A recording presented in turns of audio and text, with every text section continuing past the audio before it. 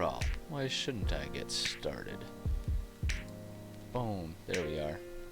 Ah. Awesome. Alright. Alright. Here we are. Oh, no, my computer's freaking out. My keyboard volume scroller tends to spaz out from time to time, and it'll just randomly maximize or minimize the volume for no reason. But it wouldn't be a modern computer if there weren't some level of weird, bizarro quirks happening. That's just the way of it. So, you know. All it does is sometimes cut out my sound or make me go deaf. No, there are worse things. It could be sentient, and it could try to kill me. But we're not there yet. That's why I always say thank you to my computer when it does what I want it to do. Just in case. Maybe I can be like a subservient buddy to it, rather than a victim once it finally rises up and learns how to conquer the world. Anywho, hello. It's Memorial Day, which is special in America, I guess. I don't know. I probably shouldn't minimize the importance of it. The concept behind it is valuable, but I don't know. Ultimately, it just kind of turns into an excuse for people like me who work government jobs to have an extra day off. I mean, I'm not gonna fight it. I won't fight it. It's nice. I've been able to get some stuff done. Starting to get prepped for having to be out of my apartment all day Friday for them to repair and replace a lot of the kitchen and the entire kitchen and the entire bathrooms. So, you know, it's timely and I appreciate it, but in terms of value and importance, it's there. I recognize it, but I don't know. I'm always the type of person who, when a holiday comes around that we're supposed to, like, give thanks or be grateful for this, that, or the other thing, I tend to sort of lean more towards the idea of maybe if we just all expressed that thankfulness and that gratitude as a baseline in the world rather than requiring super special extra days for it, maybe we'd just all be kind of better off and happier. I don't know if that's just my take on it, but maybe I'm the asshole. I don't know. Anyways, this channel isn't about discussing the merits of various propaganda-driven holidays. It's about me fucking around on camera and you guys making fun of me while I do it. So, yeah, continuing, I want to continue just sort of fleshing out the world. Still not quite feeling like I've got my dungeon making inspiration back. I'm getting a lot of ideas. Working on some other stuff has sort of stimulated other parts of my creative mind, and so I'm getting a lot of ideas that are cool and exciting, but separate from what has been being worked on. Namely the dungeons and everything, right? Like, I've been working a lot on those, and it's valuable and it's important to be ready for gameplay with those. But as it stands, those aren't really what's driving my enthusiasm for the project here. Right now, I'm much more excited about just fleshing out the world and making it feel more enriched when we are moving through it. So one thing that I did do is is yesterday, just sort of on a whim, I worked on fleshing out a character sheet. Like, and when I say character sheet, we're just using the stats. I'm not making an actual character. It's a lot easier to balance battles, I find, when you just take and reskin an enemy monster. It's actually, I find, a lot harder to balance when you're using a character sheet. Like, what level do you put them at? Kind of depends on the class and how you play them and everything like that. So it's just a lot easier to simplify and stick with just a monster stat block when making a foe. It also keeps it simpler and makes it easier for me to manage in the middle of combat. Just because an actual full-blown character will just have so many more things to keep track of. Whereas with this guy, he's got 2 potential actions, longbow and longsword. He has 1 potential reaction, and a handful of other particular special things that he can do. Um, with bonus actions and everything like that. Much easier to keep track of, and that's really important considering I try to make sure all of my combats, my fights with bosses, even when it's a boss battle, include minions and lackeys that come in and try to distract players from what their main focus is or should be. So, so we did do that, but really I just stole the character sheet. But I took some time to write out the history, and kind of using my own advice that we were talking about before when we sort of just mock-up created a character. Taking my own advice, I added some back history just to help get me in the head of this villain. Because I'm not sitting here pretending like I'm as skilled at DMing and role-playing as, like when you have any of the professional podcasts where, like, that's what they do. I'm not under any impression that I'm going to be that good. I work a 40-hour-a-week job, and I try to, and I add a couple hours on top of the stream where I do this stuff, but ultimately I don't have a whole lot of time to prepare these things. So I'm under no impressions that I'm going to be some sort of superstar with this, but the flip side of it is I do think it's valuable as a DM to be able to do a certain level of character acting with the characters that I create, just in the sense of getting in their heads and trying to understand the character I'm creating.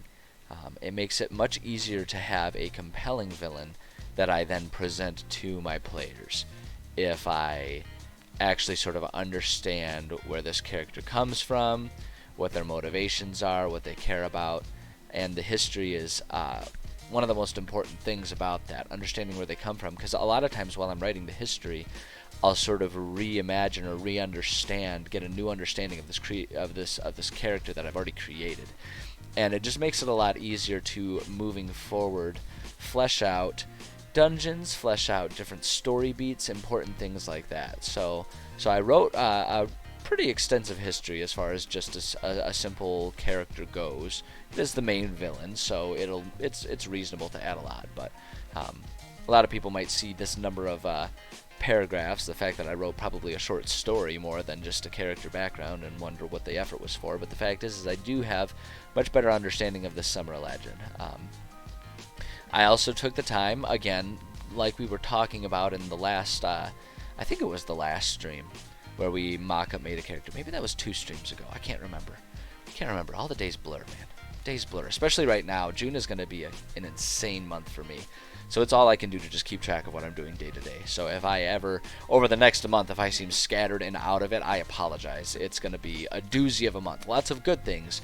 But June is going to be a busy month, and I'm hoping that my plan is to cap June off with a bit of a vacation. So that way I can then just wind down and then just have a chill summer moving on the rest of the summer. But I digress.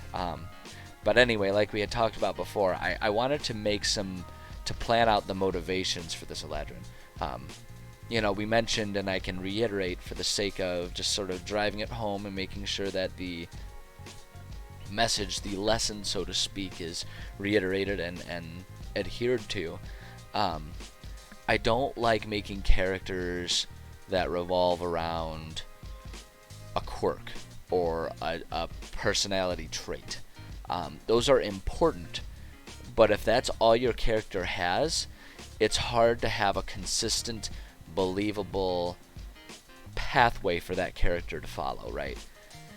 Like, if all I did with this Eladrin was say, like, oh, he's angry and crazy, and that's like and that's all I gave him, and didn't give him any motivations, then, what in angry in what way, right? Because a seething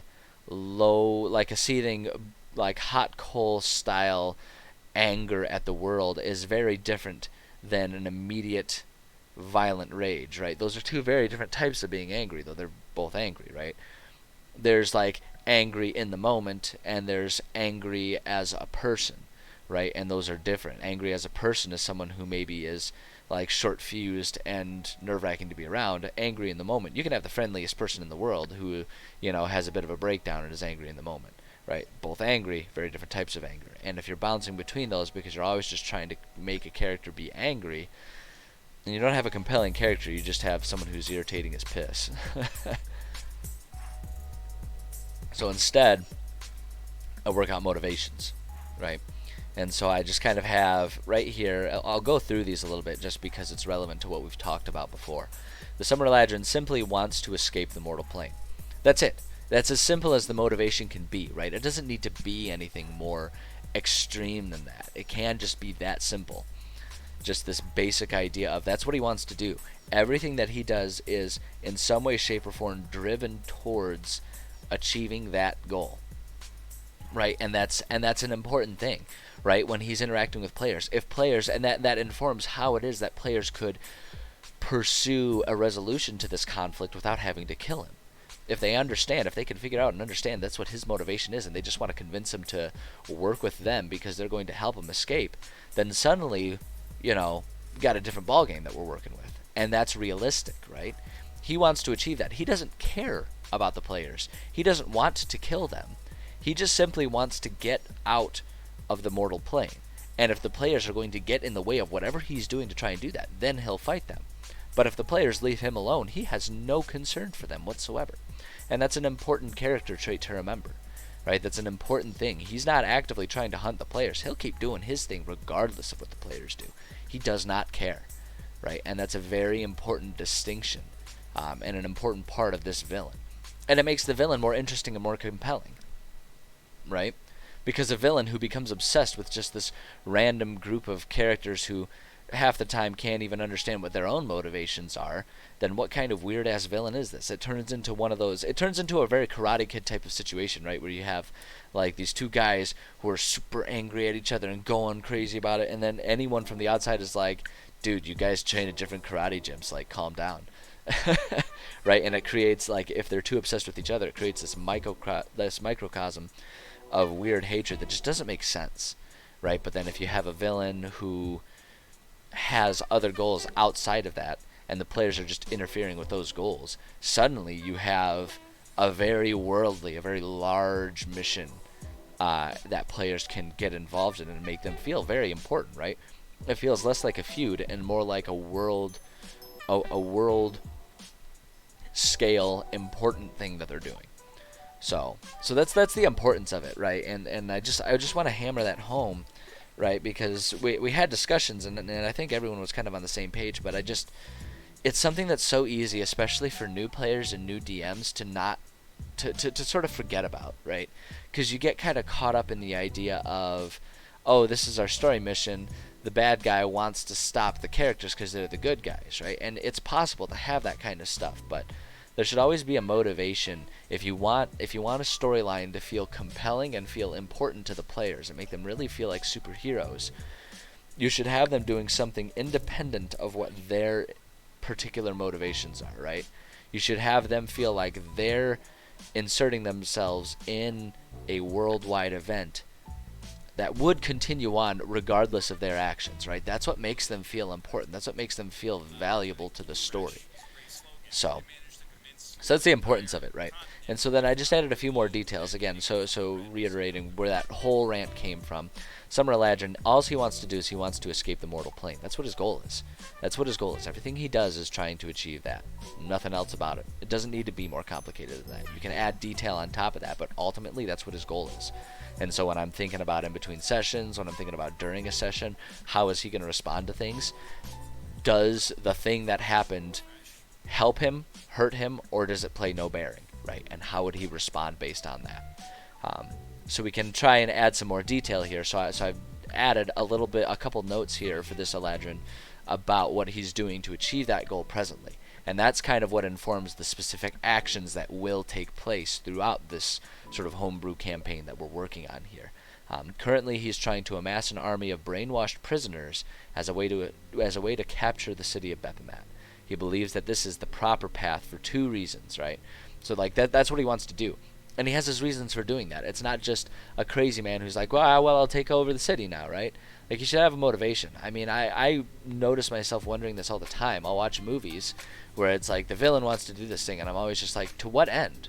Why are they trying to do this? What are they trying to accomplish? And if there's a good answer to that, then suddenly I'm much more interested and much more concerned about what happens. Whereas if they're just acting for the sake of being a villain, it just feels silly. It just feels trite. It feels unimportant, right? And that's what I want to avoid when I'm creating a villain, especially if we're talking about a big bad endgame villain, right? You want them to be compelling. You want them to be scary. You want them to be intimidating. You know, regardless of how you come to that, you want them to feel important. You want their actions to feel like something you should stop, right? If it's just some dude who's building up a cult of followers and all they're going to do is just sit around and play cards all day long, who cares, right? No one. Why even if they call themselves Cult of the Murder Kings, but they don't ever murder anyone, right? They're just calling themselves that, and they just sit around doing nothing except for maybe fighting the main characters. And it's like, what's the value here? But if they're actually doing something for a reason, they're murdering because they want to make blood sacrifices to the demons, then suddenly, oh shit, we're talking about a world-changing event, right? And so that's why our Eladrin, yes, he's doing these things, but why? To what end? To what end? Even if he were just stealing the city because he wants to be the most powerful being in the world, that helps. That gives us something to go for. But even then, to what end? Why does he want to be the most powerful? Right? And so for the Summer Eladrin, why does he want to control the city? Why does he want to do these things? Ultimately, to escape the mortal plane. Well, how will capturing the city help him with that? And that's what these two little bullets are. One, the leadership of the city are actually, he believes, this is what he believes, keep in mind, I've written this from his perspective. He believes the leadership of the city are actually those who have captured him in the mortal plane, which he believes is an invented dreamland. So he's so in his backstory, kind of what I ended up fleshing out is he's kind of lost his grip on reality. And because he's been unable to escape the mortal plane and return to the Feywild for himself, he's begun to believe that this is intentional, that someone is doing this to him. And he's sort of following that. It's flawed logic, to be sure, but following that logic, he started to think, well, the nearest enlightened, the nearest coherent sentient individuals are the people living in this city of Bephomet. They must be the ones doing this to me. Who else around here would do this to me? Who would be doing this? Why would they do this? Right? So he's followed this broken logic of a man who's deranged and insane, but it's still a logic, and we can sort of understand where he's coming from. And it almost makes him more sympathetic, right? It's like, oh, this poor guy is just completely broken. I mean, he's a villain, to be sure, but, you know, you can understand where he comes from, and you can feel kind of bad for him and almost want to help him as much as stop him, right? So he believes that he's been captured there, and he believes that they deserve punishment. He believes that they have wronged him and are continuing to wrong him, and why shouldn't they be punished? It's a cruel thing to do. He just wants to go home, and as far as he's concerned, they're the ones stopping him. So that's the first reason. Now the second reason is he believes that the city holds secret libraries of secret magics that will grant him the powers he needs to escape. Again, not necessarily true, but his logic flows from that. It's the only city with sentient beings. It's the only place that it would make sense for the knowledge that he can't seem to find to exist. He searched everywhere else. The only other place that's left is Bephomet, right? The city, and he hasn't taken the time to just go there because he believes that they're evil and they're trying to capture him. Why would he go into the, why would he run headfirst into the hornet's nest, right? Why would he do that? So he hasn't done that yet, but he believes that they're holding knowledge, because who else would have the knowledge? He believes the knowledge exists, and he needs to find it, so where else would it be? Except in the city. But the city is filled with evil people, so he can't just go there and ask. He needs to take over it. And there we have our villain. Here we understand why he's doing these things and what he's doing, right? So, just kind of expounding upon that a little bit, everything else he does is simply part of his effort to escape. There are countless remnants of his past efforts, too, which are dotted all around the region, warped creatures that were the results of his experiments in various magics for things like teleportation, brainwashing, or transmutation. Everything in the region, when dug into deeply enough, leads back to the meddling Eladrin. And that's a little grandiose. I might not take that part too literally, but as I was writing this character, it just sort of occurred to me that this is a character who has been living and experimenting with magic in this region for over a millennia. He's been doing this for thousands of years, right? The magic that has broken his mind has also granted him a sense of immortality, something that has happened to multiple creatures throughout this land. Right? It's something that tends to happen to those who are much more intensely affected by the magic residuum that exists near these tears, and him coming from one directly. He's been, it's like going into Chernobyl and kissing the elephant's foot. He is just so chock full of this magical radiation. It behaves differently than realistic radiation. Why shouldn't it? It's magic. It's all complete imagination anyway, so we might as well have it serve our purposes. But he's been around for thousands of years. Of course, a lot of the craziest things that are happening in this world, in this region, are the direct result of what he's doing, right? And again, it just kind of makes it for a more compelling character if, as players are going through and interacting with this region and finding things and getting to the bottom of various mysteries, they find evidence that the Eladrin did something about this. He played a role in this. Like, the further we get to this stuff, the more compelling it is. Like, guys, we got to do something about this guy. And it just helps drive the players. They don't need to find all of it. It's not imperative that they find all of that information. But it's helpful to give them little tidbits to do that. And the way we've designed this character now is we have a reason for him to exist there. He's just been experimenting with magic. He's been trying everything, right? He's been trying, obviously, teleportation. He's been trying that stuff. So you'll find, like, various creatures that appear to be, like, I think the term in the Harry Potter world is like splinched or something like that, where it's like they tried to teleport and they didn't do it completely, so, like, half of their limbs are missing and stuff like that. Just these gruesome things, right? And so you can see things like that happening. Brainwashing, just his attempt to kind of create an army of creatures that will help him. And then transmutation is one of his more, well, brainwashing is the most recent one, but then transmutation, I kind of had this thought that with his broken mind and his broken logic, his thought was maybe if he could just, like, change the things of the mortal plane to become more like they were in the Feywild, he can just sort of rebuild the Feywild in the mortal plane. He would go through a phase to do that, so you have all these weird spliced together creatures, things like that. So all of that stuff is just kind of there to sort of plant the seeds that could then grow into blossoming ideas of more ways that players could be entrenched in this weird spider web of Eladrin mission. So we added that, and then just the last little bit here. He is mad and unlikely to listen to reason, but could be appealed to through his desire to leave the mortal plane. His reaction is to kill all who stand in his way, but is willing to strike alliance with those who listen and try to help him in his journey. Again, just offering up that opportunity. It's unlikely, but I very much believe in the yes and approach to DMing, where if players want to try something, yes and. Occasionally I'll use yes but and temper some of the things they want to do, because sometimes players get a little excited, right, and they want to be like, I'd like to hug him and heal his heart. It's like, okay, well, yes, you can try to hug him, but I don't know that that will magically heal his heart. How is that going to, going off that idea, but really I just want to make sure that we have a lot of broad strokes approaches that players can take in terms of trying to solve this problem. So that's what I created last time, and I just kind of wanted to walk through and talk about that. I'm not actually going to do a whole lot stemming directly from this guy today. I've got other things that I'd like to write about today that I'm kind of feeling motivated and interested in today. But this is something that I did off screen, but I know like we had talked a lot last time about ways to make compelling and interesting characters. And since I had taken the time to really go through and do that, I wanted to just offer that up as an example, right?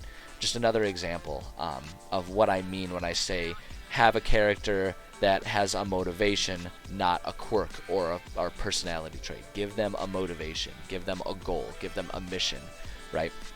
It doesn't have to be the most complex or detailed thing, but they should always have something that they want to work towards. I mean, that's what the most compelling humans are, right? Not even within art and storytelling, right? Just think about the people that are the most interesting in life. Who are the most interesting people in your life? They're probably people that have some goals that they're making the efforts to work towards, right? And I don't mean that as a way to dig on people who don't presently have a goal. We all go through phases like that, but for me, the most interesting people in my life are the people who are desperately working to try and become, animal ophthalmologists. Like, I have a friend that's literally what he's working towards, and like everything he does in his life is towards that, and that's super interesting. He's a compelling person. He's an interesting person to talk to because of that, right?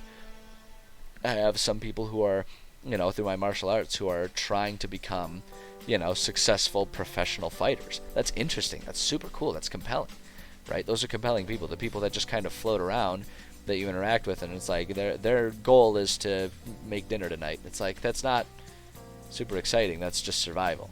And that's not to say that we don't all go through periods like that. I am personally kind of recovering from a period of that in my life over COVID. I felt like that's all there was, because there just wasn't much that I could do towards any goals I was interested in. But I recognize I wasn't an interesting human. There's a reason people didn't talk to me a whole lot during that period, because, like, fuck, I was so boring. There's nothing I was doing. So, just, without going too much into life philosophies, I'll reel it back from that aspect. This is far from any sort of how to live your life podcast here. But just to offer that up there, don't think about funny personality traits. Think about compelling goals and motivations when you're creating a character, whether it's as a DM making NPCs or a player making your next campaign character.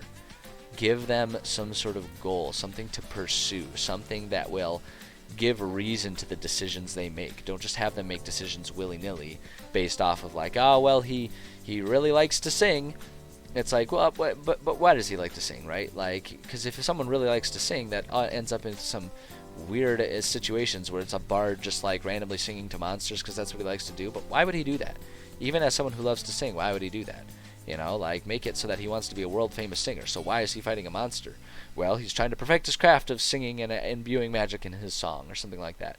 Even that just offers something more compelling and gives you a reason. But anyway, I could talk about that and offer up examples for days and days.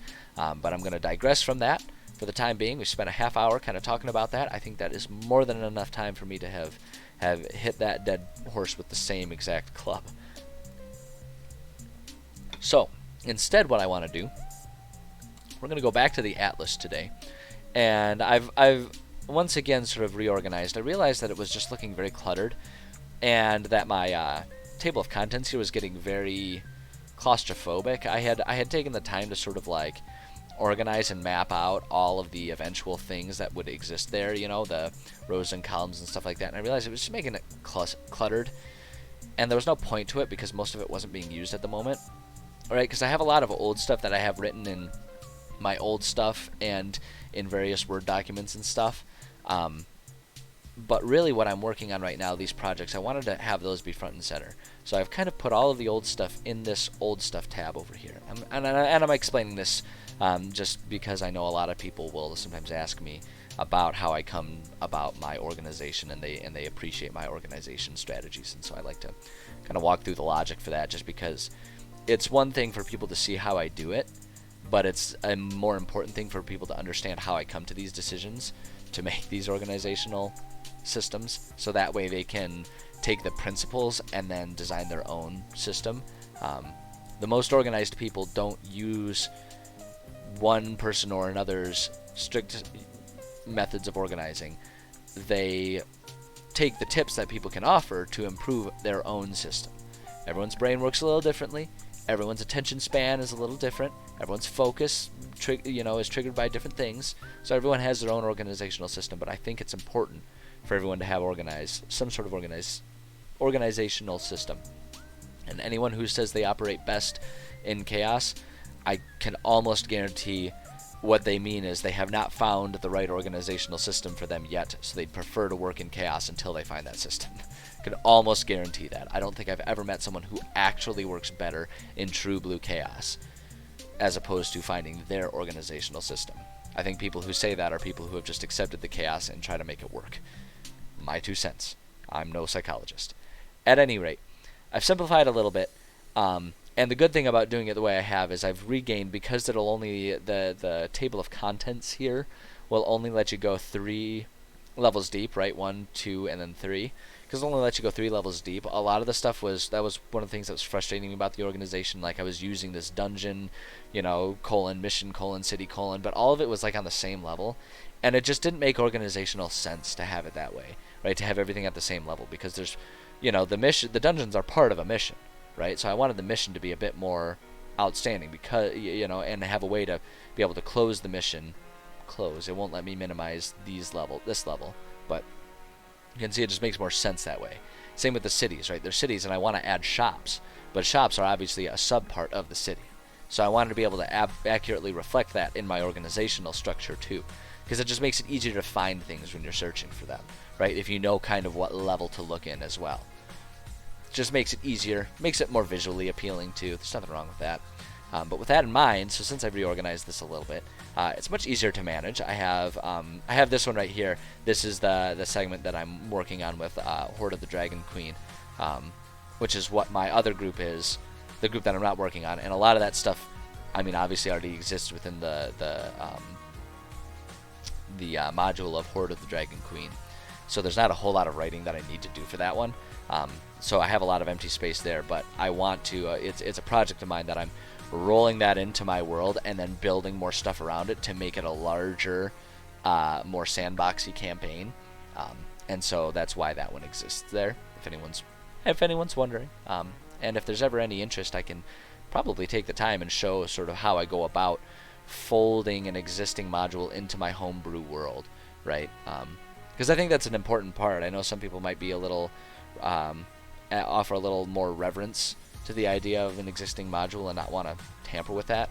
But I always feel like the point of the modules is the same as the point of the rule systems, where it's like it's meant to give you a framework that you can then build your own game off of, and so I like doing that. I like taking the modules and then beefing them up a little bit.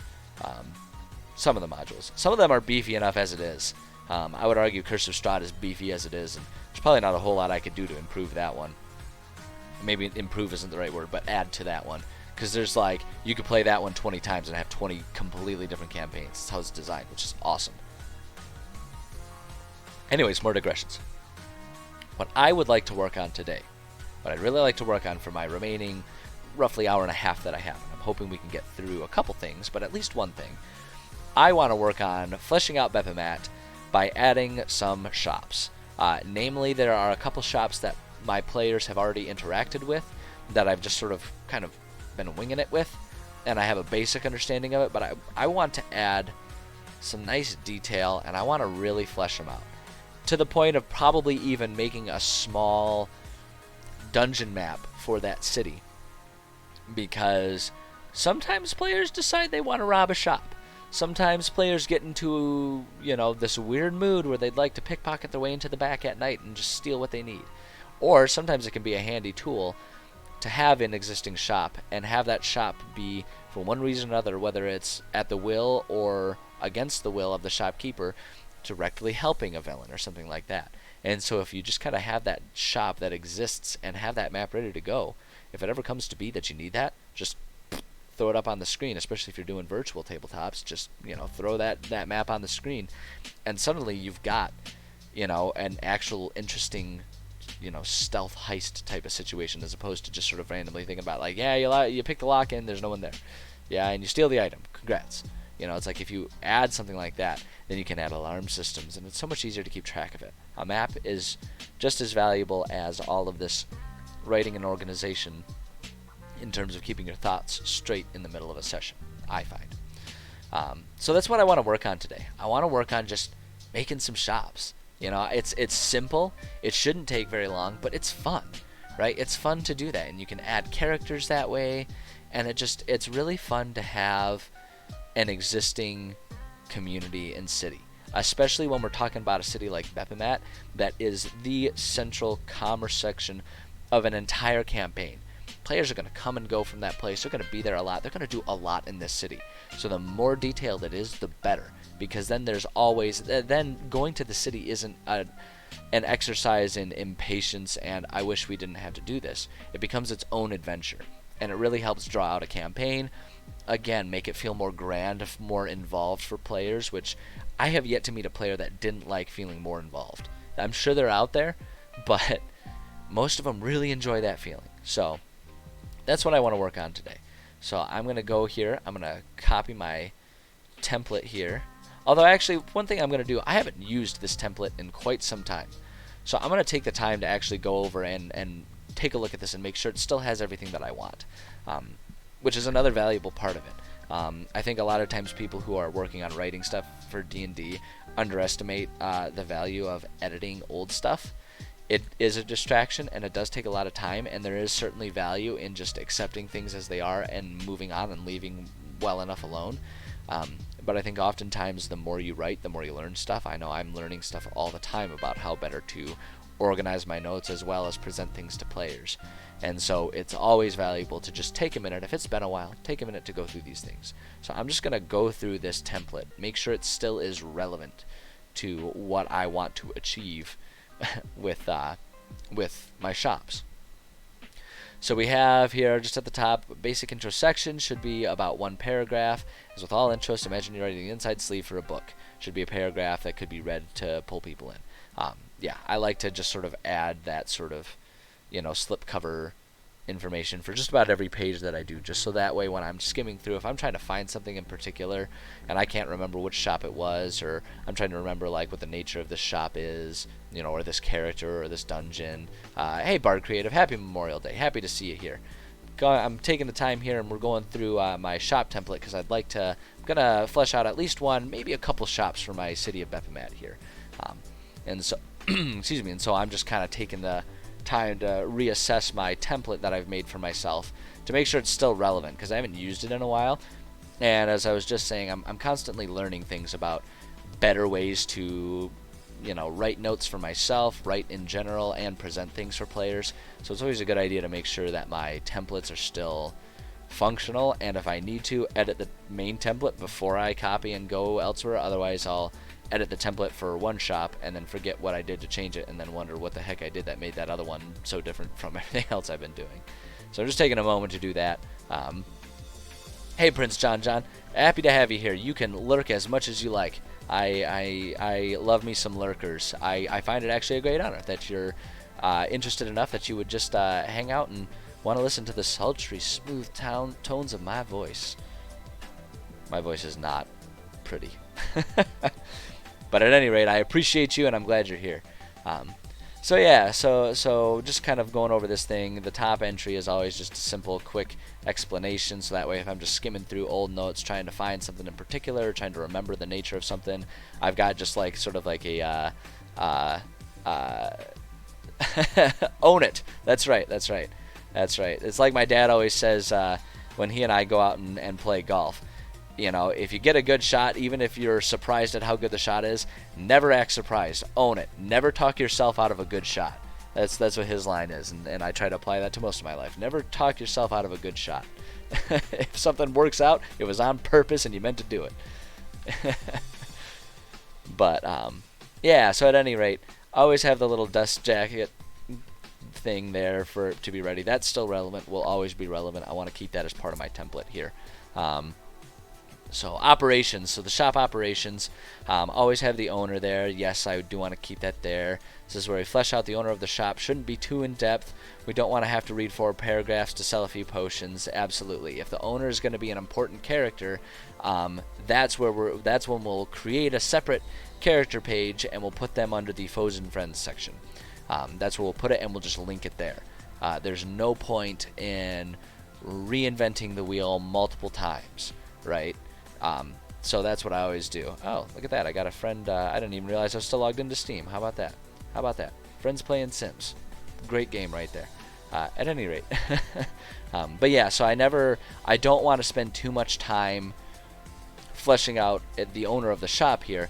If they're important enough to do that. I know, you just told me that, Steam. Go away now. Computers, man. I'll tell you what. But yeah, if they're important enough that we'll need to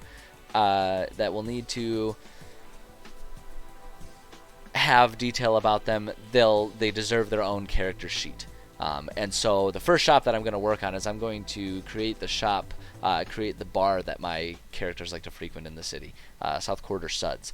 And they actually have built up a bit of a relationship with the barkeep. So I will probably for the second thing, if we got time after making the shop, I will work on a character sheet for the barkeep. I think those would be good things to flesh out. But if they're important, they deserve their own character sheet and foes and friends. Don't overdo it in here. This is the shop thing. It should have just a few quick cliff notes about what the characters like to refresh my memory and be like, okay, yep. You know, I remember this is his personality when they go in there, just to keep it consistent, keep it, you know, so that way they have a reliable experience when they go into this bar or whatever shop it is. So that's still relevant. Personality, quirks, friendly, severe, overworked, things like that. That makes sense. We want to have that just so that we understand kind of and can consistently react to what the what the players, what their energy is going to do to the shopkeeper. Again, players appreciate a consistent experience especially with a place like a bar. They want to be able to rely on that. That's as much their home as anything else within a game, right? That's the safe zone. That's where they go to unwind after an adventure. So we want to keep that there. So that's good. I like that there. Reception to haggling. Do they bargain or price is final? That kind of counts as a personality quirk, but I like having that as a separate thing, just so that way it's a quick note to find. If players are trying to talk them down on a price, are they going to be receptive to that? It's right there, quick and easy to find. It's the second bullet. I know it's there.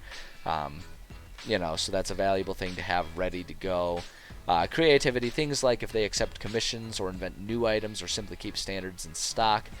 That's another important one. If a player goes up and says, I want you, can I pay you to create this thing or do this thing for me? Are they going to be receptive, or are they going to be like, you can buy what's on the shelf, or I provide the services on the sign, that's it? Or are they someone who's like, oh yeah, that sounds awesome, I'd love that project? For barkeep, it kind of turns into, do they do mixed drinks, or do they pour from the keg and you give them silver and call it a transaction, right? Like what's the deal with that? What are they gonna do about that? For a barkeep, it's just like that. But those are good, and I don't know that they're actually, just for the sake of a quick shopping session, I don't know that there's a whole lot else that I need to focus on for the owner of any sort of shop. So I think that's good as it is. So in this community section, this is a general discussion on where the shop is located in the city and whether the neighbors are okay with it. Like, is it a thrift shop in the wealthy part of town that is looked down upon? Is it a shop that contributes a lot of profits towards community projects that people appreciate? Is it a shop that sells rich man's products at affordable prices that draws the poor into the rich part of town? Stuff or flavor like that. And that's an important part.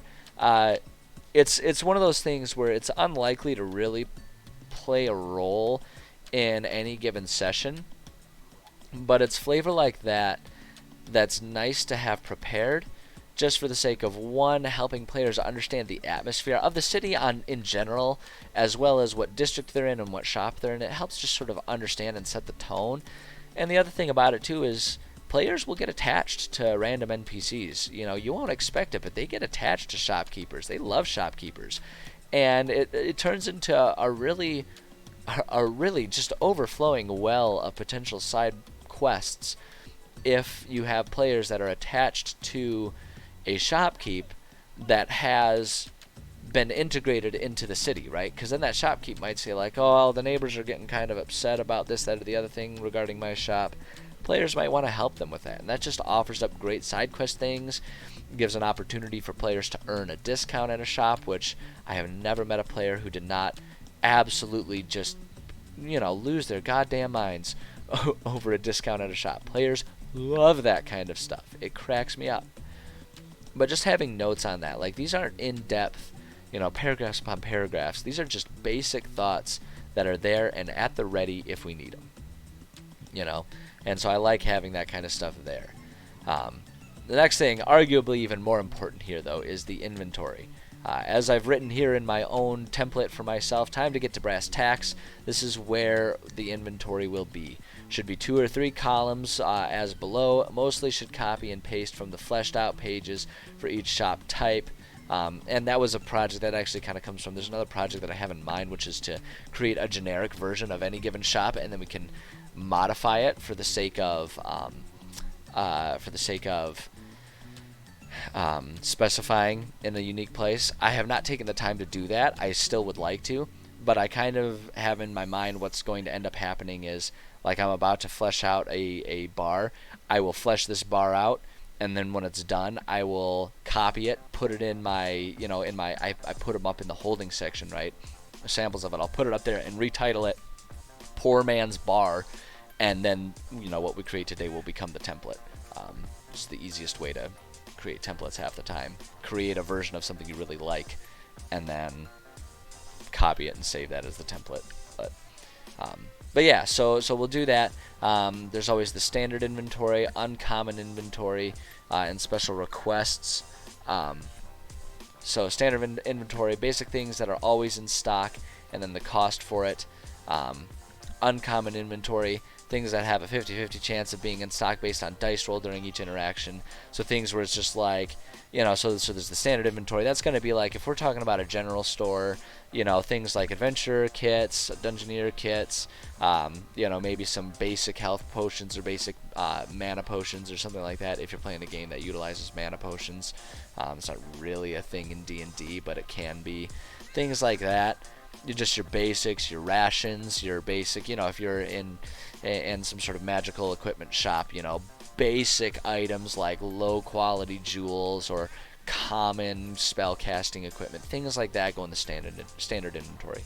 Uncommon inventory is going to be things like, we talked about in the standard inventory. They always will have in stock at least a certain number of minor healing potions or standard healing potions, right? Uncommon inventory are going to be like the step up, like the healing potions that get you an extra D4 or 2, right?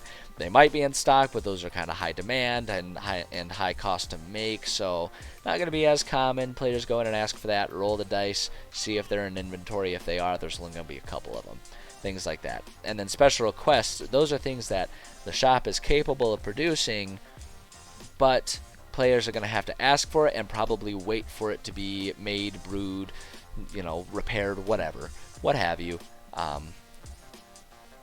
And actually the repair kind of falls more into the next section there. But things that it's like they will have in stock, in the sense that the shopkeeper will be like, yep, I can whip that up for you. We don't have any here. We don't usually keep it in stock, but if you come back in 3 days, I'll have that made for you, no problem. That one really dips into the next section, which is the which is the commission details. Now this is if players want something made or enchanted for themselves. That's where that comes in, and I have kind of a separate set of rules, and that's based off of the sort of enchantment rules that I have created as a homebrew system for my players. I've always found that any sort of rules or advice that they provide in, the Dungeon Master's Guide and all of the other supplemental guides for rules as written tend to be a little sparse and a little vague for players that really want to get into it. And I always find that if you do it right, players much prefer enchanting and creating their own things, because then they can really get customized with it. Whereas if you're just going to shops, it's hard because they either have to stay basic with their enchantments or shell out a lot of dough, and players don't like either of those. So if you let them keep their mountains of gold and they can choose exactly how to customize their sword or something like that with different spells or enchantments or imbibements or whatever you have, they just get much more into it. They like it better, in my experience. Every group's different. That's not going to be true for every group, but I find that. But just in the off chance that there's a player who, there's two situations in which this might come into play. A player who really isn't interested and would rather just pay the gold and have it done for them rather than have to, remember to spend their downtime doing this, that, or the other thing. Some players, that's just how they operate, and to which case I'm going to say, fuck, I'm not going to stop you from having fun in the game. That's such a trivial thing for me to try and throw a fit over. Like, I'm here to help you guys tell a story, and if your character, if you as a player want to make it your character's character trait that they're like, I don't want to make this, I want to pay to have it done, that's no problem. I theoretically know how to change my oil, but I go and have it done for me because I don't want to do that. It's a lot of work, and I live in an apartment in a in a parking lot that doesn't really have storage for the equipment I would need to change my own oil. So I'd rather pay, the extra $20 to have someone do it for me rather than do it for myself. Same concept here. Different people have different things they like. So I've kind of created a baseline system that most things are going to fall under, where I just talk about what's the item type, what's going to cost, and how much time does it take for them to make that. And I've just sort of preemptively made this. We can use this as a springboard to add more detail if need be, but for most things, this generalized template is going to cover it, particularly because going down here, when it comes to magical items and enchantment and things like that, I have enchantment, so I did enchantment level 1, 2, 3, 4, 5. That's the spell level, right? Because I have that enchantment system for my players. I have it so that they can put in rules as written spells onto items and stuff like that. And so this is just based on what that level is, and so it takes into account the cost and the number of days for that to get done if they have a professional do it. So it's just there, and so rather than ever trying to make a list of every specific spell that particular enchanter might know, instead it's just generically there. This is a master craftsman enchanter. They can go up to level 9, and these are all the costs for everything, Or it's like, yeah, this is a small town. This enchanter, he's okay. He's not great though. He'll get you up to like level 3, but beyond that, he just doesn't have the expertise. So on and so forth. So this is one of my favorite tables here because it really is just cut and paste the things I need and move on, and it's one of the most valuable things that I've taken the time to make. And again, for specific shops, having a template for each specific shop exactly for these reasons is just a valuable thing, and why I sort of have in mind to eventually do exactly that. But that's not what we're doing today. Today we are making a bar and then maybe a shopkeeper, depending on how much time we have left. I've got an hour left, so I should probably quit jawing off and just get to it, because looking over the template, I think this covers everything that I want my shop to have, and I also don't think that it has anything excessive based on how I run my games right now. Sometimes I change and alter my approaches to DMing, and so there's extraneous information, and I don't like adding too much extraneous information based on what my personal needs are, because it's a lot of time wasted, especially because I do put a lot of information into the things that I do use. Quick question, what do you got here? I draft. So in terms of the appearance, I found online. I've found multiple different people who create templates that you can download for OneNote, just in terms of the appearance, like the background and the fonts and everything like that. Those I have shamelessly stolen, and I always feel bad because I can't for the life of me remember where I found them. It was years ago. I've long since forgotten exactly where I found those. You can do a Google search and find a lot of different options to fit your personal tastes. In terms of the content, these are things that I've written up for myself. All of the content in terms of what's there. The things I made for myself, that I have customized heavily based on what I want to have at my fingertips during a session, as well as just what I find to make the most sense in terms of how to easily find things based on how it's organized, right? So having the operations there and the inventory set as tables and stuff like that, it's not only filled with information that I want, but it's formatted in a way that makes sense to me. And so the content is stuff that I've made. Personally, and it's actually been requested of me before. Would I ever be willing to share that and make my stuff downloadable for people? And I absolutely would. I just haven't had the time to figure out how to do that, and I've been waiting to, as with everything with my streaming, I've been waiting to make sure that I could continue working from home, and it could continue to be worthwhile to do that, because I don't want to put something up that I'm not going to continue to stay on top of. I don't want something that's continually getting more and more out of date, because I know that, like, for me, it's really frustrating when I find something that I Google search and I'm like, oh, this seems like the exact tool that I want, and I go online and it's from 2012 and it's just not relevant anymore. And I don't want to provide a mediocre tool like that for people. So it's definitely something I'm looking more and more into, and I do want to figure out a way that I can share this stuff with people. Maybe through like Patreon or something like that, figure out a way to share a OneNote notebook, and so that way I can have like the one that is constantly shared, and like every month I update it with anything that I've added and stuff like that for people. But at any rate, yeah, so that stuff is stuff that I've made, and so you know, if that's something that people are interested in, keep letting me know that in the chats. You know, you can message me, whatever it is. If that's stuff that you're interested in, if there seems like enough interest, I'd be more than happy to. The whole purpose of this stream is so that way we can get more people interested in DMing and talking about stuff they want. Most definitely. All right, it is noted. It is noted, Prince John. I appreciate that, and I'm flattered that you like the stuff that I've made well enough that you'd want to use it. And I say absolutely. So I will keep you posted, and I will take that to heart. And yeah, if things keep going the way they're going, and people keep being interested, then who am I to keep this stuff away from everyone else? The world needs more DMs who are enthusiastic and capable. So yeah, I will keep that in mind. Thank you. I appreciate that. I really do view that as quite the compliment. But at any rate, so we've got a template that I think is still relevant and useful the way I am DMing these days, because I made this template quite some time ago and I haven't used it in just about as much time. So we've got our shop here. We're going to make that a sub-page because this shop is part of Bepimat. So for the organization, there it goes.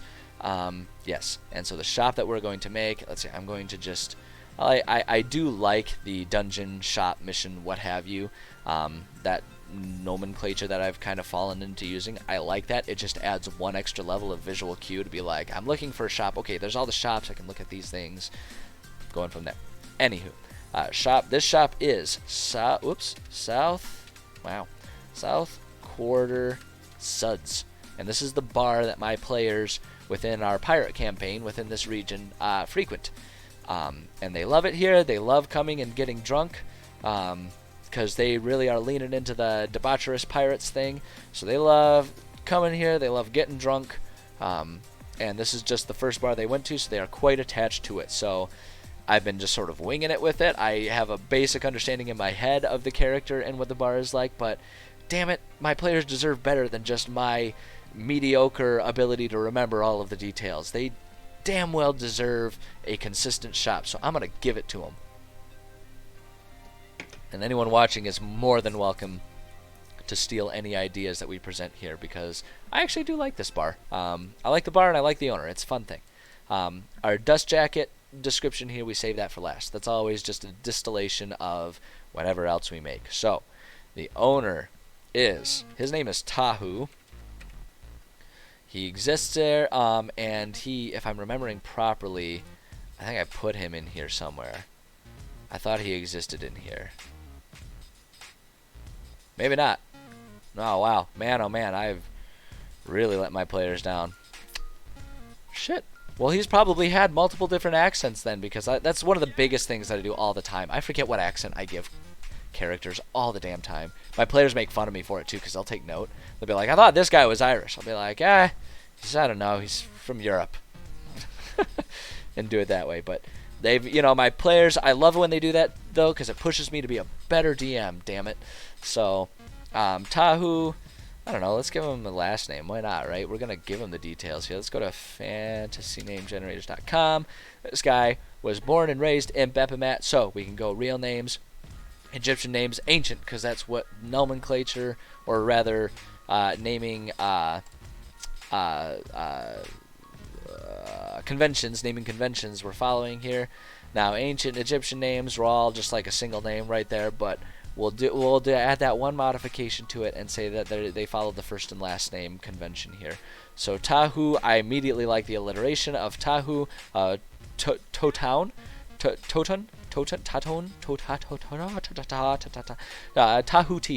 Mr. TT there. We're totally going to use that. Totoun. Tahu, Totoun. That's his name. That's the guy. It's as easy as that. This is where we flesh him out here. So we're not going to give him a whole lot of information. Again, I'm going to probably give him his own character sheet. I actually really like Tahu. He's a fun character. I've kind of used him as my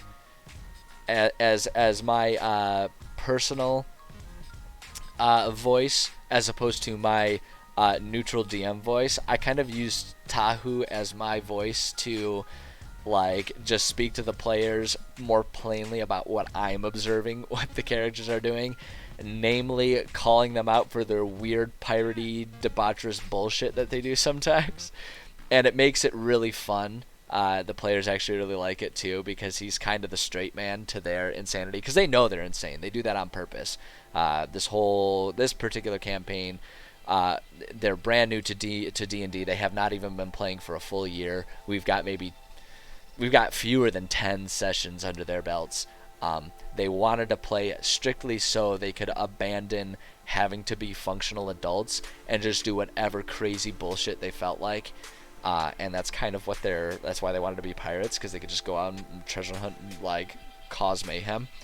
But it does make it really fun for Tahu to exist as a straight man, for me to just sort of recognize, like, you guys are insane, and just be able to say that to them.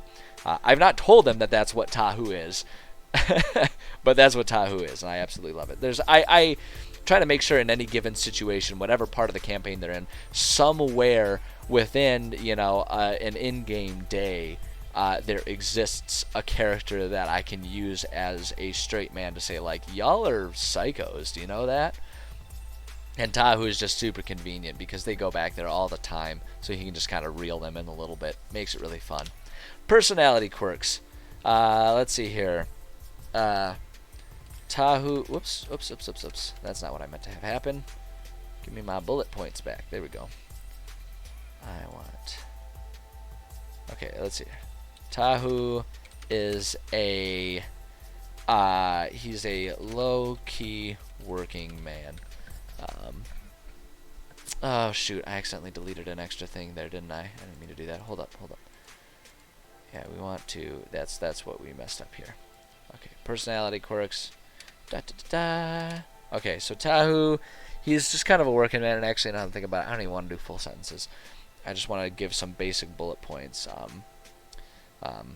Personality, and we'll, not personality, just one P. Only P once when talking about a personality trait.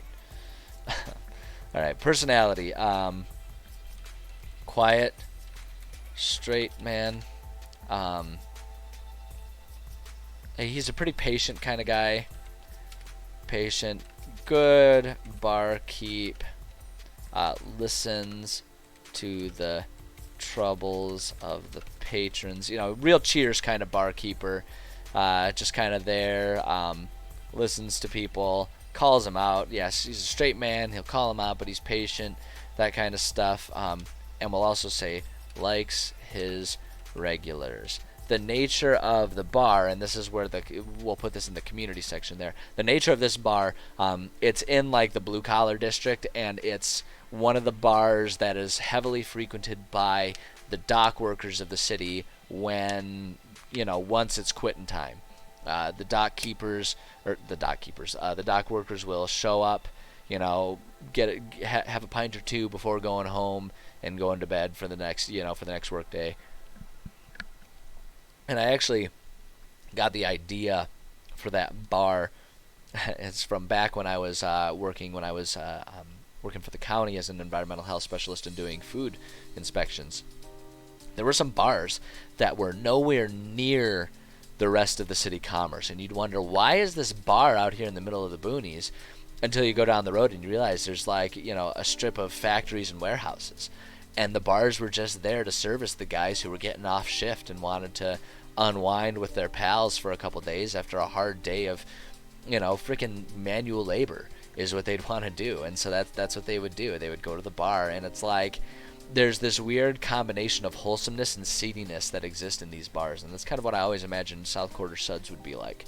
I have sort of a weird personal affection for those types of bars, because I would always find doing the inspections that they barely kept it up, but they, in the sense of meeting all of the requirements and stuff, like they would barely keep it up. The places were old, they looked dingy, but they kept them clean. They kept them safe because they needed to make sure they had their reliable patrons. They couldn't afford to lose all their patrons. And the fact is the kitchens were tiny. The entire place was basically just bar. They would just have a kitchen there with a grill and with a fryer, so that way they could give people some fries and a burger if they wanted it. And that was it, right? And so it was like they were actually some of the best ones. I almost never gave them violations because the place was, run down, but they did what they needed to do with it because they just had a simple operation. They knew what to do, and they did it. They got to work.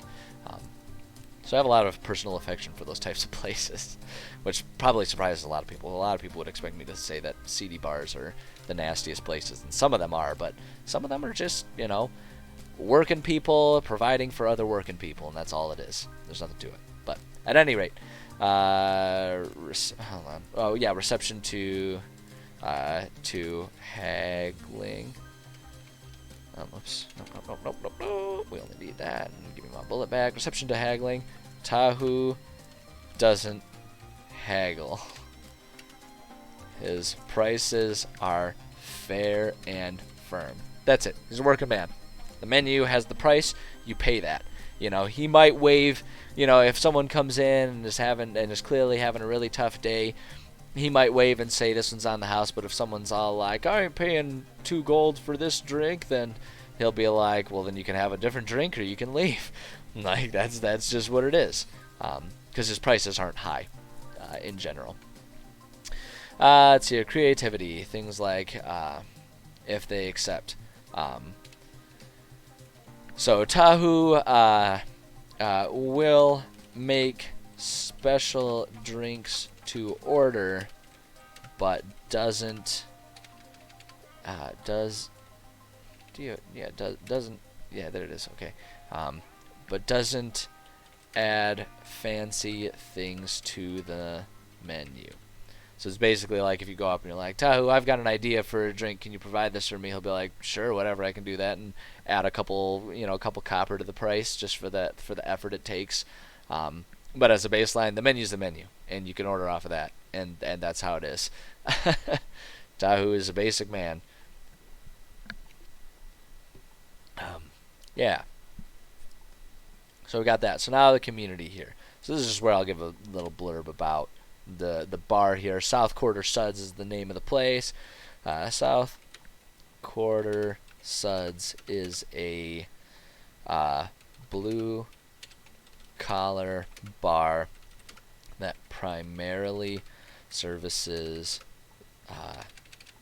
dock workers as they come off shift. It's not dirty, but it's not pristine.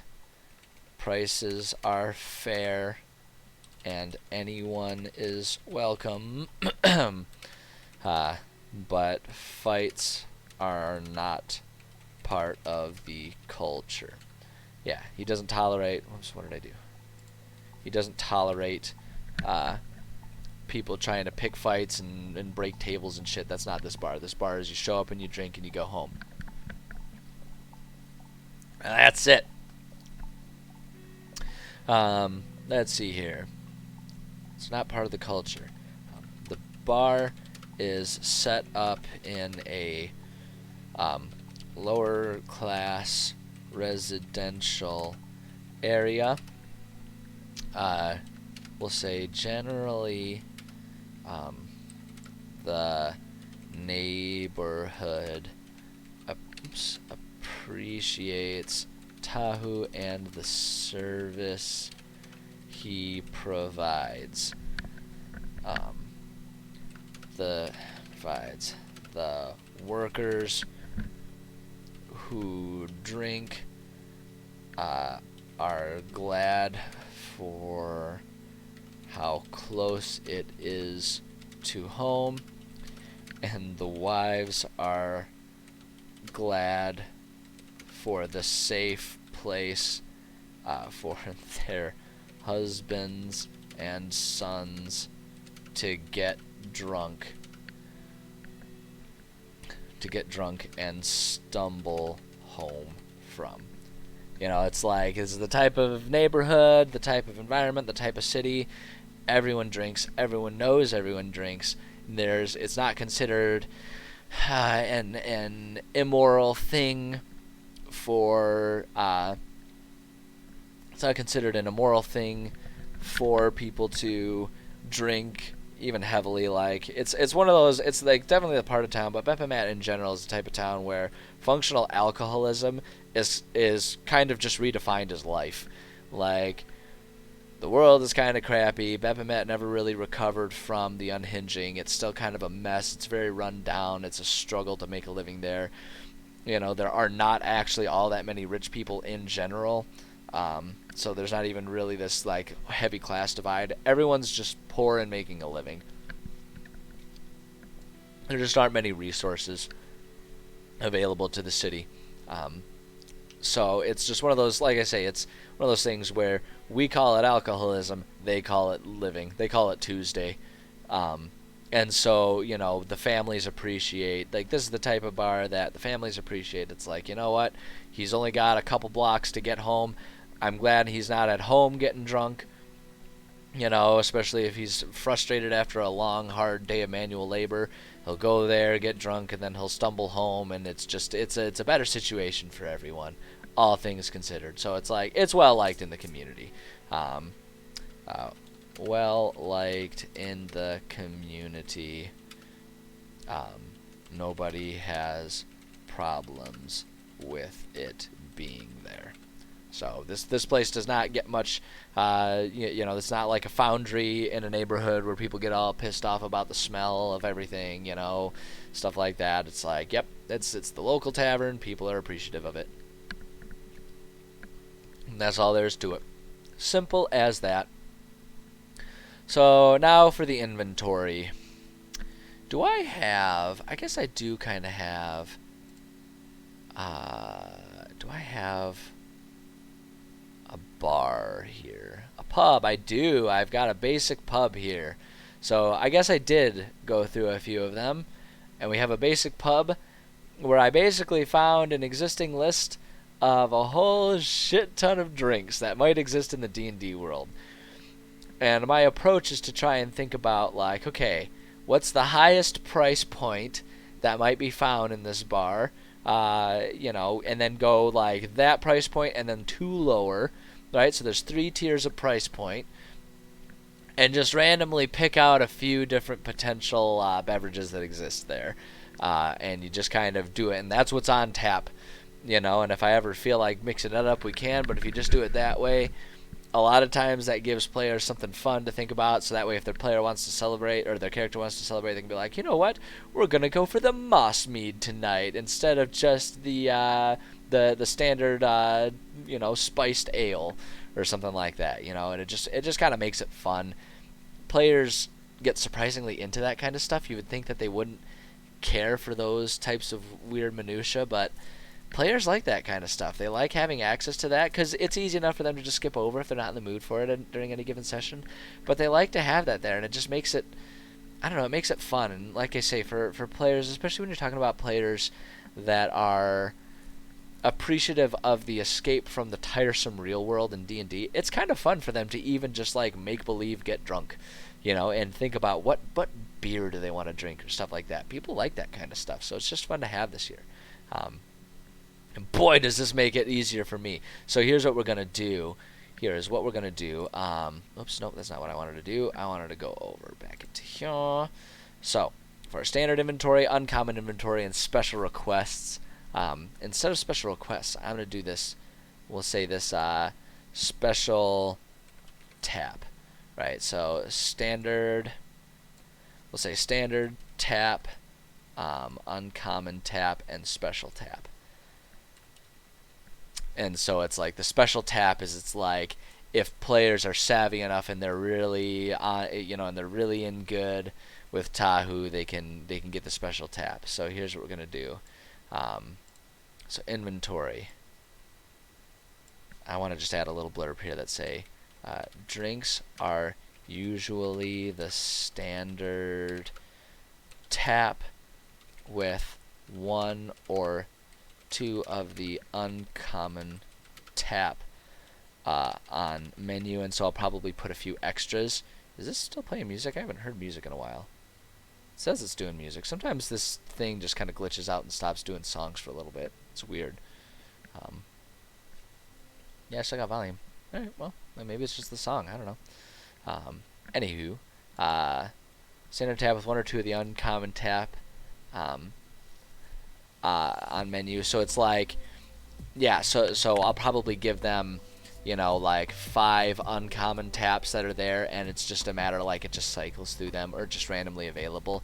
And then same with the special tap, I'll probably do 1 or 2 or 3 or something like that, and there's just the chance that one of them is on tap, and that just makes it easier because it's all self-contained rather than having to bounce back to the standard one or have a list of, as you saw, like 200 different potential drinks. So drinks, if players are celebrating and on good terms, there's the music, with Tahu, he may mention the one special tap drink available for them to purchase. So just like that, and then the same, and we'll do the same with food when we get there, but let's do the drinks first. And then commission details, I'm just going to delete this whole section for South Quarter Suds. There's not really a whole lot of commission. Like I said, we can, players will, I'll probably make sure that players can, if they wanted to request, like, mix a couple of those ales together, he'll do that. But, I mean, it's a bar. It's not like someone's going to be like, I need you to brew a special beer for me. It's like, no, you can buy a cask if that's what you really want to do. But as it stands, this is what's on tap, and you're going to drink it, and you're going to get drunk and not care. That's not an ultimatum. That's just factually what will happen. You will drink it, and you will get drunk, and you won't care beyond that. That's just how it is. So, okay, so for our standard tap here, let's see here. So this one being blue collar, I think we're going to be going up to, let's see, and we've got some, like, we've got like fine wines there, non-alcoholic teas. There aren't going to be anything like that. This is a pub. That's just what it is, man. It's a pub. But I'm thinking this place is going to have, like, the cheap stuff, some beer and ale, and maybe some liquor for people who really want to get crazy about that.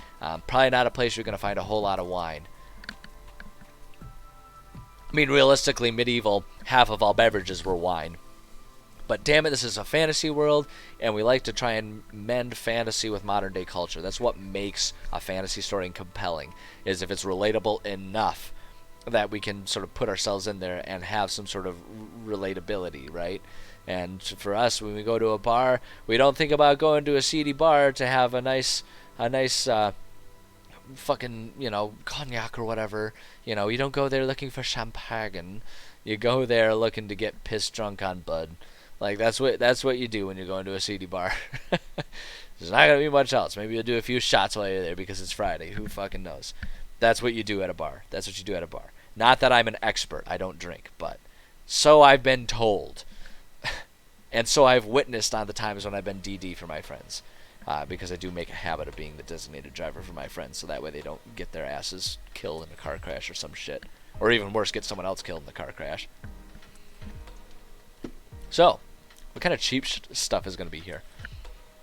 Given the location being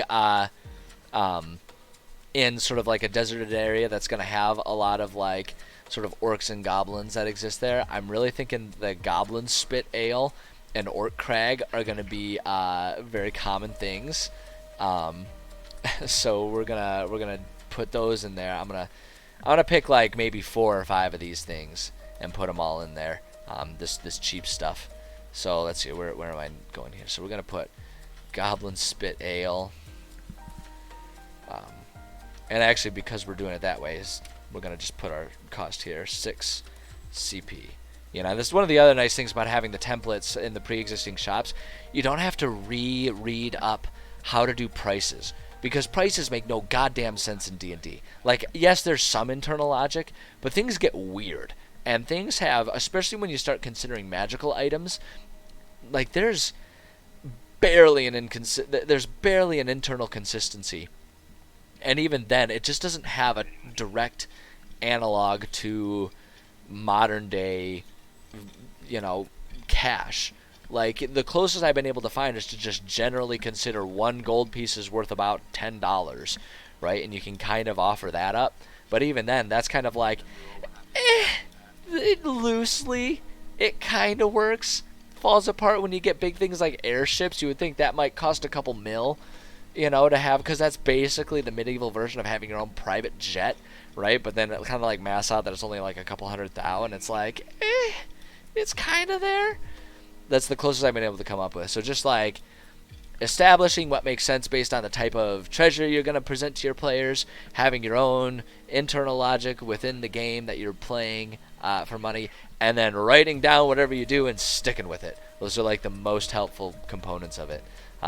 So 6 copper for that, which if we're thinking about the gold being a tenner, silver being $1 then essentially, you know, and then a copper being about a dime, 60 cents, yeah. When we're talking about just like leftovers, like dreg water, which is basically just like water with bits of, you know, like, you know, fucking the, you know, they had the water, they took the used hops from brewing beer and they just threw it in there so that way it would like soak up whatever alcohol was left and call it good. Yeah, I'd pay about 50 cents for that. 2 quarters, that makes sense. That makes sense. You know, this is shit beer. So we're going to do Goblin Spit Ale. And yeah, we're just going to do it this way. And we'll get all these and then we'll go over for the rest of them. So Goblin Spit Evil, what did we say? Orc Crag? Crag.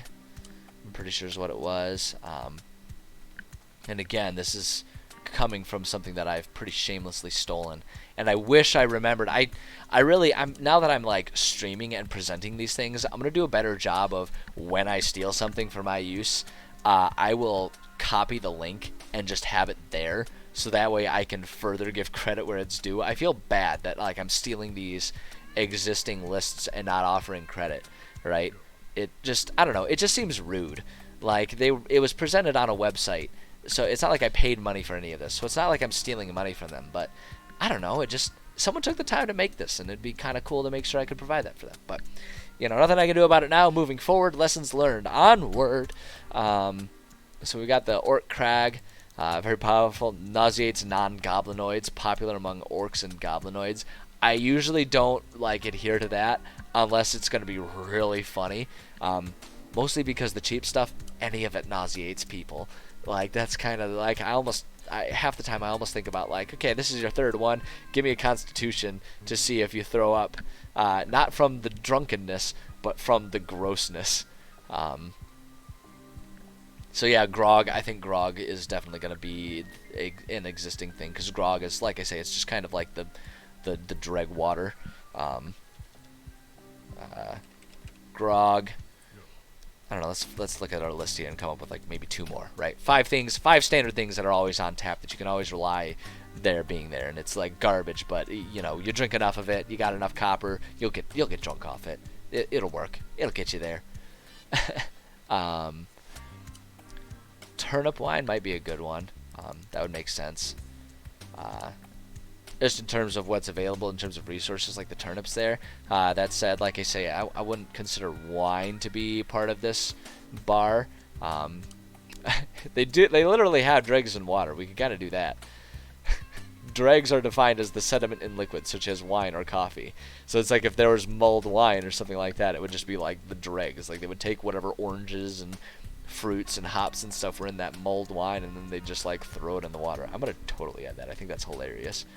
I just think the concept of them being like, yeah, we've got the spit barrel out back. We'll scoop that. There's probably some leftover alcohol in there.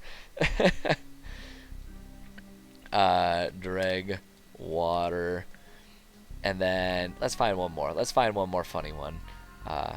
Like that's like the best part about like the standard tap, like the cheap stuff. That just being like, it's a bar to get drunk. It's a bar to get drunk, man. That's all there is there. So disgusting. I like the idea of Miller's Moonshine. I'm just gonna put it as moonshine though, and like it's like maybe that's like Tahu's homemade moonshine, because he makes it at home. It tastes like rubbing alcohol.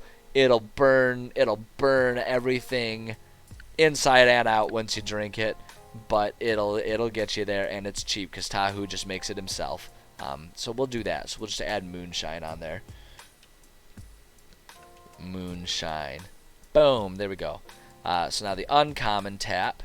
So this is again, maybe we'll pick out 5, but it's like at any given time only 2 or 3 of them are available, and that's just sort of meant to sort of be a function of what is available in the city based on trade, especially a city like Bephomet that just does not have resources to produce their own stuff, in mass anyway.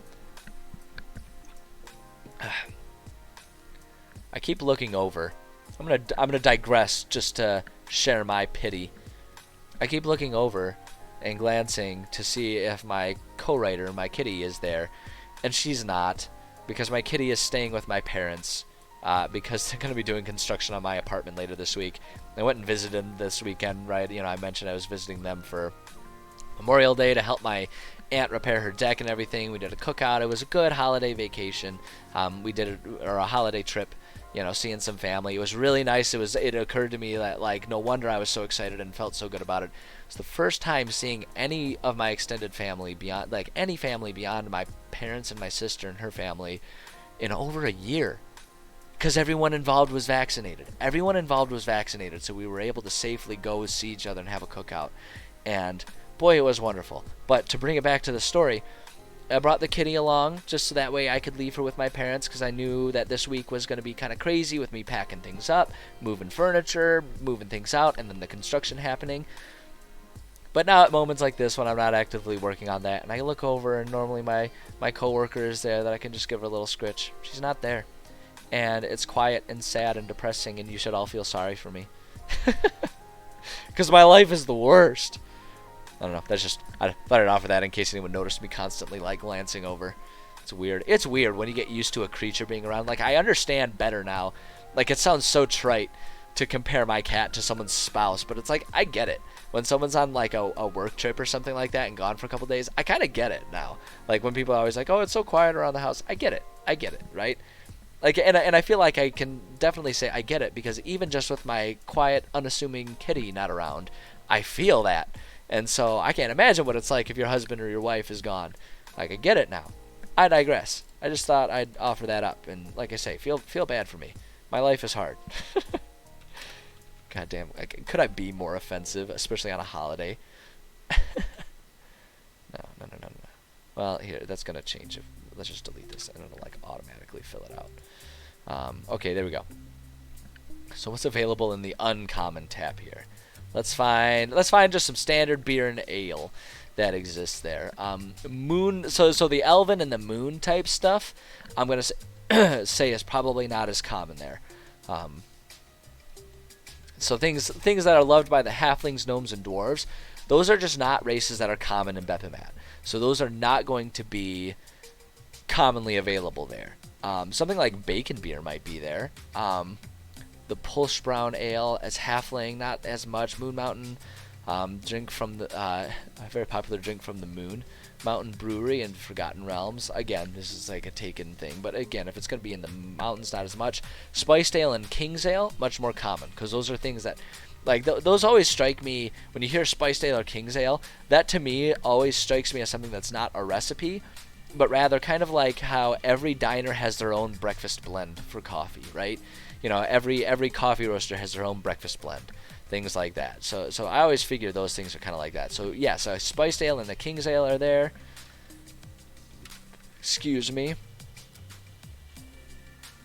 King's Ale makes sense for those things to be there. They have their own. Maybe they get casks of generic ale, but then they add their own specialty spices to make it Bephomet King's Ale or Bephomet Spiced Ale, things like that. Let's see here. Dragonbite Bitter, Dwarfhead Stout, Gnome Golden Light, Elven Moondrop, Moon Slake, Moon Mountain Dark, Bacon Beer. Let's do the Bacon Beer. I'm gonna do the Bacon Beer, and it says it's got the Dragonbite Bitter. I might call that the blue. I might rename that and just call it Blue Dragon Bitter or something like that.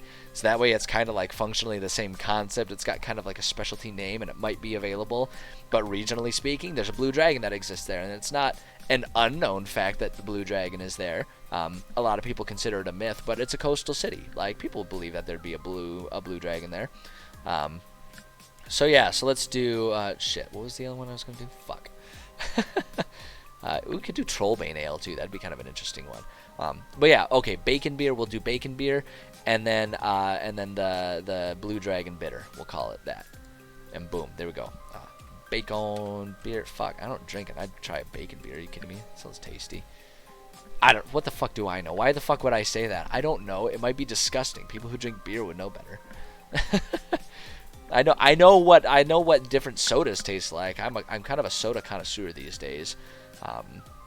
You know, trying any type of new soda that comes out, which is not nearly as exciting, I feel like, being a beer connoisseur is, because every fucking jackass and their brother wants to open up their own craft brewery, and so everyone's got their own version. And you fucking go to the grocery store, and it's like, here's one aisle for produce, here's 17 aisles for craft beer. Get drunk, you asshole.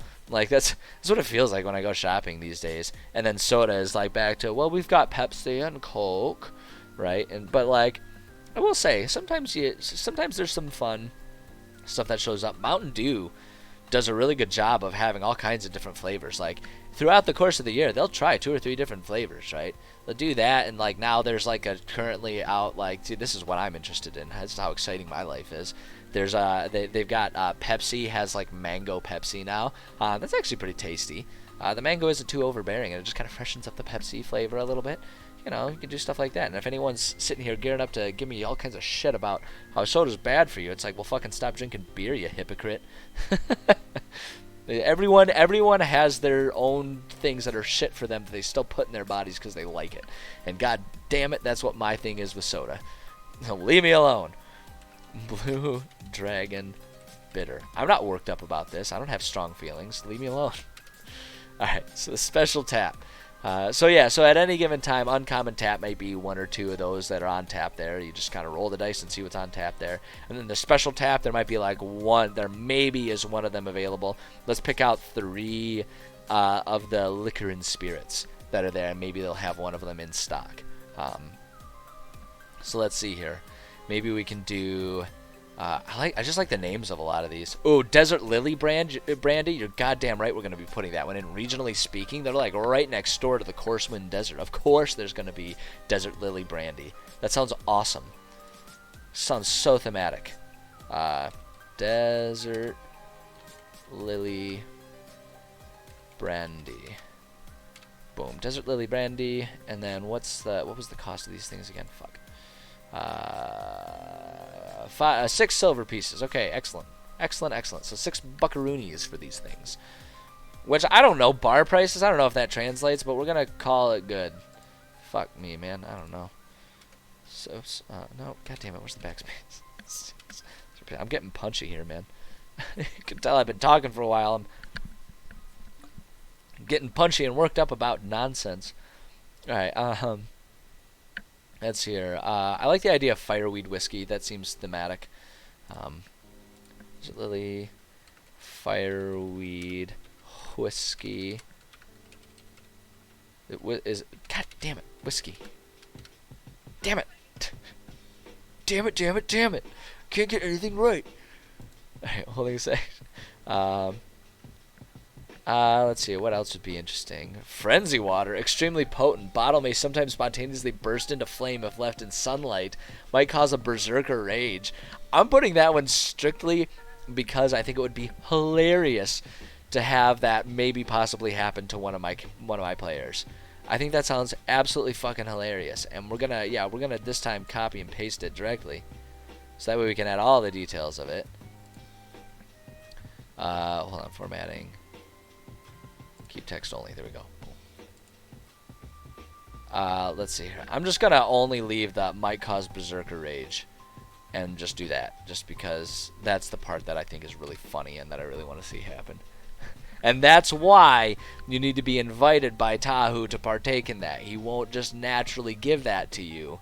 That's not on the menu. That's off menu shit. And if he likes you and he trusts you, he might let you try it. Also, you can't be there alone.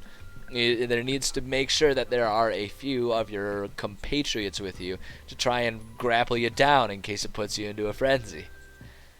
God, I'm gonna like fucking force feed that to my players next time just because I want to see it happen. All right, drinks. There we go. Okay, Food is secondary to beer at this establishment, but there is a kitchen with some basic eats to go with your grog. We'll just do that, and then let's see. I need to insert another table. Table. Let's do. Yeah, we'll just start with 3 by 1. And we'll do. Okay, we'll just bold it. Standard menu. I'll do standard menu, uncommon menu. The uncommon menu will again be more so about are things available. Tahu will cook it up for you, but are the resources available? Menu, and then special menu. Oops, menu. Why do I keep hitting the equal sign instead of backspace? You think I'd be able to reach that shit? Fuck me, man. Okay, so again, we're just going for like the squalid, poor, and modest. He's not cooking fancy meals here for you, dude. You can just fucking suck it up and eat or drink. Those are your options. Those are your options here. Let's see here. Green chili stew, grilled snake. So I'm just gonna do the grilled snake. This is kind of a desert arid environment. Of course, there's snake there. So yeah, you can get the grilled snake if that suits your fancy. And even this, so like even with this one, I'm going to. Oops, no, I guess I don't want that there. No, fucking get rid of it. Make it go away. Okay. Nope. Grilled snake. The text only. Okay, so grilled snake. Yeah, like it's just like this one we're gonna do 3 standard menu items. The common. Why did I write common menu? What is wrong with me? It's uncommon, damn it. Uncommon menu, the special menu. So like, yeah, the food here, like it just, yeah, there's like one uncommon menu, and the special menu is really just like, if he likes you, he might offer to make that for you. Like if you've had a bad day and he really likes you, he might do that for you, but probably not gonna happen. It's just, yeah, that's just it. So okay, so we got the grilled snake, which absolutely needed to happen. Grilled snake. What other funny things here? Frogs on skewers. I think that's good. Frogs on skewers is perfect. I think frogs on. Yeah, I think we'll do the humble pie and the frogs on skewers, and those are the two. Those are the two things. Although I might rename the humble pie and we'll call it leftover pie or something like that. Let's see. So we'll do frogs on skewers, and we'll do I'm just gonna call it cow heel pie, and that's literally what it is. It's just got cow heels. It will give you calories. It is not tasty. You can eat it and have a full stomach, and that's it. What was the value of these? 3 copper pieces, even less than the booze. Yep, 3 copper pieces, then 6, and then 3 silver. Let's just write that down before I forget it. 3 copper pieces. Uncommon menu. 6 copper pieces. Can you imagine that? A meal for 30 cents? Yeah, of course it's going to be shit. If I paid 30 cents, I would expect like, an individual pouch of Doritos, but half of them are already eaten. That's what I would expect for that kind of money. Of course it's going to be squalid items. 6 copper pieces for that. And the special menu, $3 whole dollars. We'll get you something real special. Something real special. Uncommon menu. Let's find 2 things from the poor here. I like the beef stew and sourdough. I think that works well. Like that's where the good parts of the cow went. Beef stew. We'll just say beef stew, and then let's do. Let's see, what else do they have here? Barbecue gopher legs. That's kind of funny. Let's do spiced potatoes and beef stew. So it's like the beef stew is there if there's still any real cow left over. Oops, no, I don't want that bolded. Beef stew. And then, damn it, why is it bolding? Whatever. Spiced potatoes we're gonna say spiced baked potatoes. There you go. You just roasted them over a fire or something like that. I don't know. Fuck it. They've got aluminum foil in medieval times, right? I don't know. I didn't live back then. How am I supposed to know? Okay, spiced potatoes. And then for the fancy one, if it's a real good day, we'll say roast chicken and potatoes. If it's a real good day, he'll walk down to the market and make sure there's a chicken available for you, if that's what'll do it for you. Yeah. So yeah, we'll go with roast chicken and potatoes. That's the specialty item. Roast. Damn it! Stop bolding things. Roast chicken and potatoes. So it depends on there being potatoes in stock and him being in a good mood and liking you. And that's it. And that kind of does it. I'm going to get rid of this. I've kind of abandoned using the link index because instead of an index, I've pretty much just reverted to putting the links right where they're relevant. It just makes more sense than having to go down to some sort of stupid index. So, but there we have it. I mean, it's a lot of time spent, but I'm glad I took the time to sort of explain everything that I do. And the fact is like, this is simple, and this is a really functional shop page, right? I can pull this up. I can quickly see sort of the nature of this. If people are asking about it, I can quickly review this. It'll take me 20 seconds to read through this here, right? We've got our menu here. It's just right there ready to go. A couple dice rolls, to handle exactly what's on stock. Is like, even with this type of thing, even if I forget to have things be in limited supply. Sorry, it feels like there's a loose mustache here over here. Even if I forget to do limited supplies and there's only some of these things on tap, the fact is this is a pretty good menu for a bar, right? It'll work. It's not too much. It's not too little. It's good. It's solid. And it's ready to go. That's the most important part, is it's really just ready to go. And that's really what I'm most interested in, is just having shops that are ready to go but are still robust enough to add flavor for for the player's enjoyment. So there we go. That's it. That's all we need. It's as simple as that. And like I say, I know it's a lot of time spent to create something like this, and if I were just silently working, I could knock this out in like 20 minutes. But I think that's the beauty of it. I like sitting here on the streams, taking the time to go through the process to get here, so that way anyone watching can kind of get some ideas and know what the process is, and feel fucking free to steal my ideas and steal my approach to things, and just like frickin' fill it in and do it, like we talked about. Hopefully I will be able to find the time and the resources and the drive to produce these templates for people so they can use them. But even if not, fucking just, quickly review, take a, I'll put it right here. I'll put it right here. You can see everything. Just pause the VOD and copy it. I don't care. Do it. Like I say, I'm extremely flattered that people are interested in what I'm making. That anyone's interested in what I'm making, and I have no designs to try and turn some sort of massive profit on these things. If I'm ever making money off of this stream, it's really just to make sure that the stream can be sort of self-sustaining in terms of like being able to have access to whatever systems of distribution of these things and whatever equipment I need to keep streaming and all that kind of stuff, like just to keep it self-fulfilling. I don't intend to ever make all kinds of money out of this. I want there to be more quality DMs in the world. As someone who is forced to accept that people like me as a DM and consider me a quality DM, I question my own abilities all the time. But it's hard when I have constantly people asking me if I can do a game for them, and it's like, I can only do so many games. We need to have more quality DMs. So that's why I've been taking the time to sort of just like write out and talk about this stuff. But the good news is, if you're watching this and you're worried about how much time it takes to do this, fear not. This is all you gotta write. You can fit it on one, at least on my screen. You can fit it on one screen. It's not that big of a deal once you understand the system and can go about doing it. And that's why I'm taking the time to help you understand the system, because now you can take these ideas and you can just do it. And you can knock this out. This could get knocked out in like 15 minutes. No problem. No problem once you get used to it.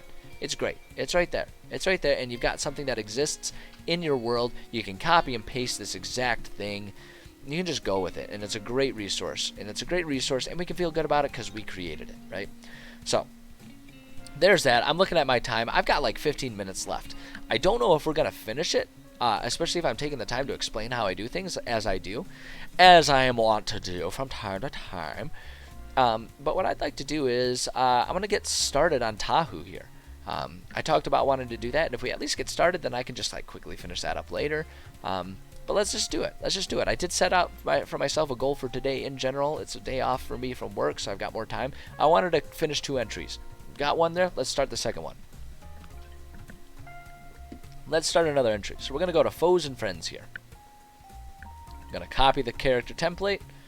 I'm just going to go here, paste that in there. So the Summer Legend, that's the boss, that's the enemy. I will probably add another layer of descriptions so I can do like friendly and unfriendly NPCs and devote them that way. So that way when I'm looking for monsters or villains or something like that, I can separate it. But for now, we're just going to do Tahu. What's his mother? What did I name him? Tahu Totoun. Totoun. Totoun. Totoun. Tahu Totoun. And so what we're gonna do now, before I forget, going to where is it? Copy link to page. That's what I'm looking for. Copy link to page. Again, this is one of the most important, not most important, but one of the most helpful things that I've started doing. Copy that link, and what we're gonna do, paste that link. Boom, there it is. So now we have the name of the character, but we can just go ba-boom, ba-boom. There it is. It's ready for us if we need it. It's important stuff there, baby. It's important stuff. We need it. So yeah, so let's just kind of give this detail. This isn't going to be a complex one. The good news about creating NPCs and shopkeeps, when it comes to motivations, you can really slack off on this. You know, I spent like a half hour today starting off talking about the importance of having motivations and driving characters and stuff like that. When it's an NPC that that the characters are just going to interact with for the sake of a shopkeep and stuff like that, if they're not one that is really going to be related to missions and stuff like that, you can slack off and you can ignore that whole speech that I gave that was like a half hour long about the importance of motivations for characters. You know, that's some of the nuance that comes with understanding the roles of different characters. I'm still going to give him a motivation, but it's going to be like one sentence. And as far as his history, the good news about his history, we don't need to describe his villain origin story, right? We're talking about a barkeep. We're just going to say he grew up in the city and he just needed to find a job, started off busting tables, and then one day the shopkeep that owned it was all like, "Hey kid, I'm retiring, it's yours now. Just give me free drinks for the rest of my life." And that's how Tahu became the barkeep. You know, it's as simple as that. We'll flower it up a little bit, but that's what we're going to do. So let's just write it. So Tahu was born to a poor family just down the road. Well, let's see here. We'll say poor family in Bepimat lived just down the road from South Quarter Suds. Like most kids growing up in the lower class districts, we'll say education was more practical. Practical learning through experience than formal book learning. When he was old enough, he was expected to help provide for the family as his older siblings grew and left the home to start lives of their own. His first and only job in his youth was as a table busser / waiter at South Quarter Suds. As simple as that. Years passed, and he earned a living as well as earning the affections of the bar owner and patrons alike. One day, when Tahu was in his early 20s,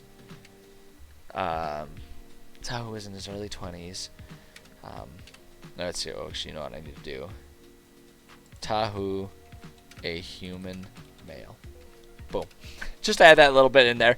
It's relevant because this is the world of D&D. There's a whole lot of weird beings that exist. Worth noting. One day when Tahu was in his early 20s, it also it gives context to how old he would be in his early 20s, because an elf in their early 20s is different than a human in their early 20s. One day when Tahu was in his early 20s, he was called into the office. We'll just say there's no office. It's a shitty bar. He was held after his shift by the aging owner.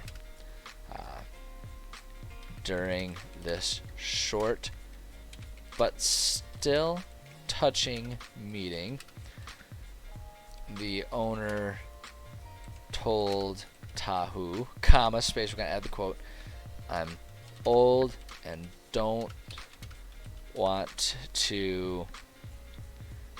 to be stuck behind this bar anymore. The place is yours. No payment required. Just give me free booze whenever.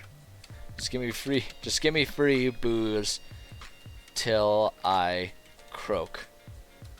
You're a good kid. I'm glad you're around to take the place off my hands." Boom. And that's it. It was unceremonious. Let's see, it was how do I want to say this? It was a simple handoff. Oops. It was a simple handoff, but it meant the world to Tahu.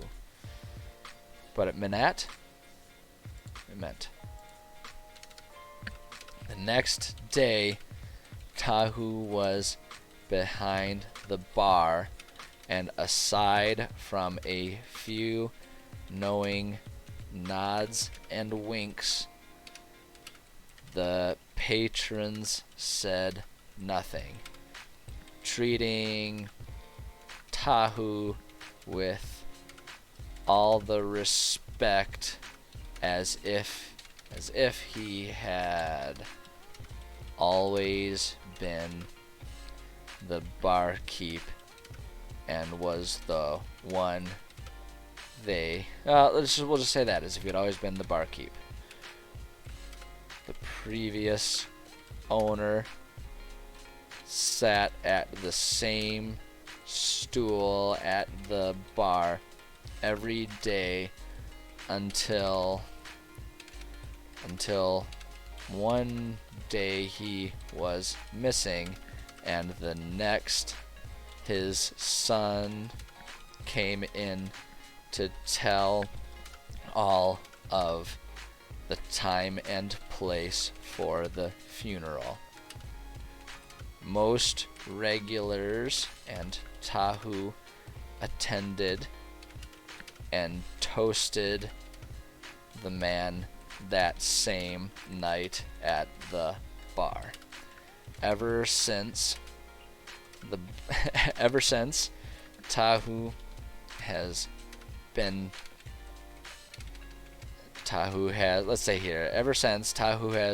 opened the doors and welcomed the workers without fail. Boom. There we go. Simple as that, right? Only 3 paragraphs, and it gives us it gives us a sense of, I don't know, just sort of personal attachment to this bar. Let's see, how much time do I got? Let's see, luckily it's a holiday. I don't have a whole lot of stuff that I have to do that's time dependent. I do have stuff that I have to do, but I can be flexible with it. So I'm going to finish Tahu. We're going to finish Tahu here.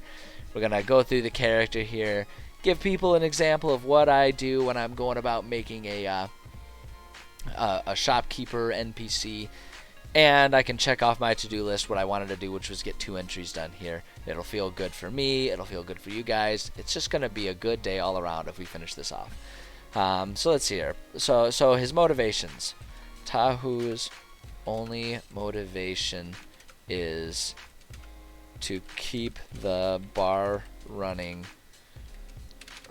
well, both to make a living and to honor the man who took him under his wing and gave, him a place to belong in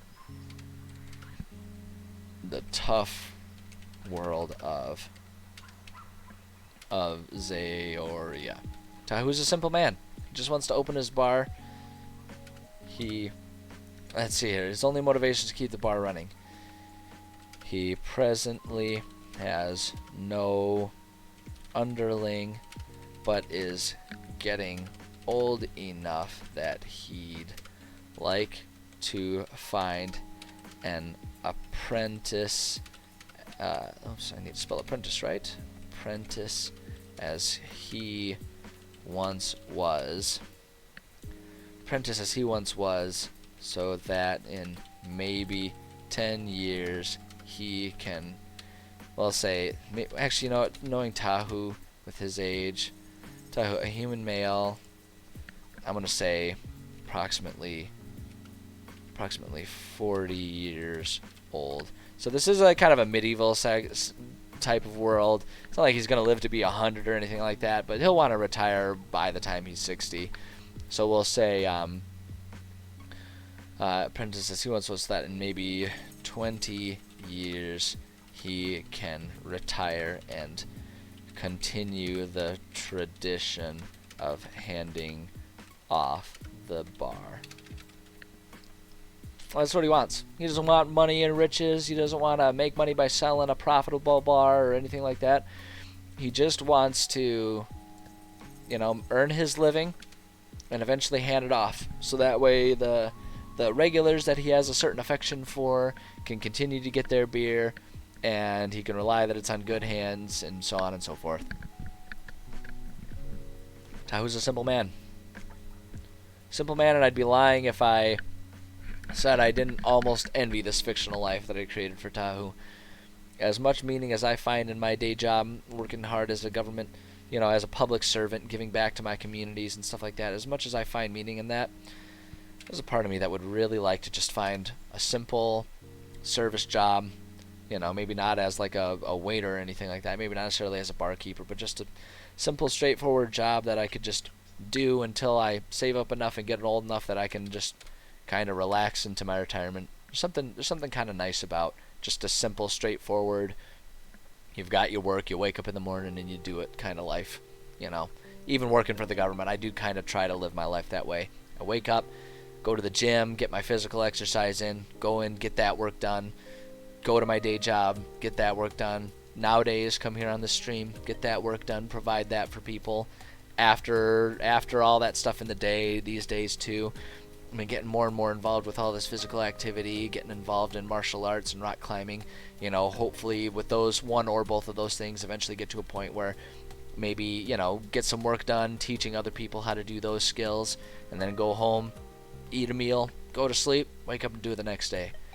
That's honestly, I've been finding that pattern pretty fulfilling these days, and I don't know, I would like to continue enjoying that. Just a simple thing like that, not trying to think about changing the world, just being a good influence in my community. Anyway, I'll stop waxing poetic. I want to finish this character really quick, if I can. Let's see here. So his accent sounds like Clint Eastwood. Honestly, that's just what Tahu is. He just talks in a low voice.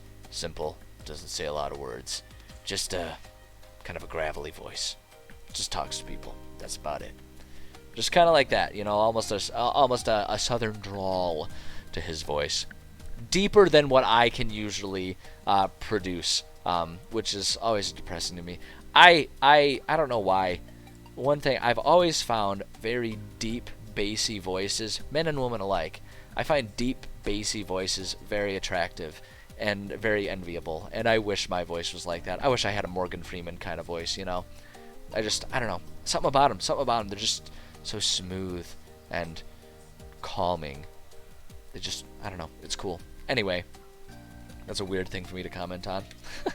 Alignment, we're gonna call him neutral. Neutral good. Neutral good. A simple man who does his best to care for those who are important to him, be it family or his patrons. Simple man, doesn't need a whole lot. Nature. So this, again, a lot of this stuff is just not nearly as important as when I'm working on like a story arcing big bad villain or something like that, but still valuable. Still valuable to have these notes and to remember these characters that I make. It just brings them to life, makes it more fun for players to interact with them. His nature, quiet in nature, does his work with few words said, cares for his regular patrons, regular patrons, always has a mug that he's wiping with a dirty rag. Just, you know, your standard movie barkeeper. Stat blocks, character sheet. I'm just going to actually, you know what we're gonna do? What we're gonna do, just because I love being thorough with all these kinds of things. Here's what I'm gonna do. Yeah, we're gonna search for what do they call them? They call them civilians? No, commoner, that's it. Commoner. Just gonna copy the commoner stat block. You know, challenge rating 0. It would be trivial. It'd be trivial. Here's a fun thing. So I use Firefox. Here's a fun tip. I don't know how many people have figured this out, but I use Firefox. Right click, take screenshot right there, and with D&D Beyond, you can just select. It'll automatically select the box and everything in it. Copy that. Go over here. Right here we already got highlighted where we want to do it. Control V. There it is, baby. There it is. Look at how easy that is. Look at how easy that is. God, I love modern technology. See, these are the types of things that keep me coming back to computers. Computers can freak out on volume knobs for me and be so frustrating when you're trying to get something working, but you know, once someone who's better at programming in computers than me have figured out how to do something like this, it's there for the rest of forever, and boy oh boy are some of these tools handy. I love technology. I love technology. As long as we remember to keep technology as an enhancement to our lives, not the end-all be-all of our lives. Hey, you know what, Prince John, I'm glad you're gonna go do your thing. I will, you know, I've got some chores to take on. I feel like I kind of want to see what you're up to on your stream, so maybe I will stop in while I'm doing some chores and just have that on in the background. But I appreciate you stopping by at my stream. As always, I appreciate you, and genuinely, I'm flattered at your continued interest in what I produce. It's feels good to know that people like what I'm doing. You know, that's a flattering thing to me. So thank you for stopping by, and I look forward to seeing you next time, my friend. And it's good timing too, because I'm almost done here. I'm almost done. We got our stat block here. Looking at my world tie-ins and everything like that here. I always just add links to stuff where it goes, but I'm glad you're gaining something from it, Prince John. I'm glad of it. It's definitely something I've worked a lot on, and I'm glad to see that other people find value there. So, but yeah, so for the world tie-ins, I always just do wherever in the atlas this character comes. Excuse me, wherever in the atlas the character comes into play, I just add this right here. So the atlas title here, we're just gonna do South Quarter suds, and it's always just meant to be, like I can do like a big long bulleted list for this type of thing almost, right? So when we're talking about a big bad that shows up in multiple places, I can have those all linked in a big list there, so that way I can just, like, if I'm looking through the character and trying to figure out where do they come into play or something like that, again, we can link back. And I always do a lot of redundancies and stuff like that, but the more places that links are when I need them, the easier it is to just find what I'm looking for at any given time. So there we go. South Quarter Suds, bada bing, bada boom, it's right there. We can click it, it's right there. So again, I haven't filled out this dust jacket, and I didn't do it for the other thing. I'll have to do that at some point in time, but honestly, like that part, it's mostly just there for when I'm skimming and searching for something. But it's really not even necessary because everything that I need is just right in here. But here we go. We got a character sheet for Tahu. And even with me explaining everything, that took us, what, like 15, 20 minutes? It's nothing. It's nothing to create these things. And that's the value of these templates. You can just kind of go through and do all these things. So, like I say, there's interest in it. I can start trying to find a way to provide these templates for people. But the fact is, copy it, pause the VOD and copy it or something like that, or even just take the time to create your own. Create your own templates that are meaningful for you and what you're working on. Yeah, I think with that, that's what I got. That's what I got for today. And that's good. This was a productive day. I can check it off. I got 2 things written up today, and that's a good day. Right? That's a good day. Think about that. 2 things done. That's like 15 things a week. Boom, right there. That's and granted, we do details like this, which don't necessarily fill out a session, but they're valuable things, and they're there, and they can actually they can absolutely beef up a session in D&D, because suddenly I've got a whole lot more to role play with, right? Got a whole lot more to fill in the blanks. Suddenly going to the bar isn't like, yeah, you go to the bar and you buy a couple beers and you get drunk and it's fun. Instead, it's now they walk into the bar, and now we've got we've got descriptions. We can say, yep, you walk into South Quarter Suds, and it's getting towards the evening, so the crowds are picking up. You see a lot of very tired, beleaguered-looking dock workers ready to unwind after a long day. Tahu stands at the bar, as always, mug and rag in hand, during a moment of respite, as it seems that every patron currently has the beverage that they need, and conversations are ensuing. Tahu sees you and gives you a nod of welcome, as you're one of the regulars that consistently shows up in this bar. He sets his mug down and approaches the bar in his usual place, preparing to provide you whatever drink you want. And then they walk up to the bar, and it's like, and Tahu greets you. What do you have today? And you just, and it just fills in. It fills in. You do stuff like that, and people get into it, and people like it, and suddenly a bar scene goes from 30 seconds to 30 minutes. And it's fun, because even though you get less done, players feel more fulfilled with it. They feel I don't know, they just enjoy getting absorbed in it. Everyone enjoys getting absorbed in a hobby like that. So, at any rate, that's what I got for today. That's it. That's all she wrote. That's all he wrote. I'm the one writing it, and I'm a dude. That's all he wrote for today.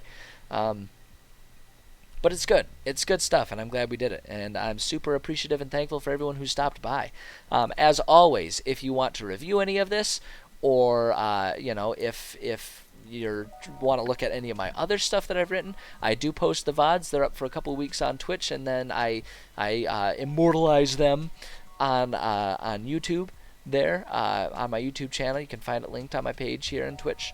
So feel free to check them out in either way. I appreciate the views, whether you're here live or after the fact. I appreciate the views. It makes me feel good to know that people are gaining something from what I'm putting out here for everyone. So please check those things out, whatever method means the most to you. If you were here live, or if you're watching the VOD but you'd like to be here live because you got questions, or you just want to chat with me and participate in the creative process, I love all of that too.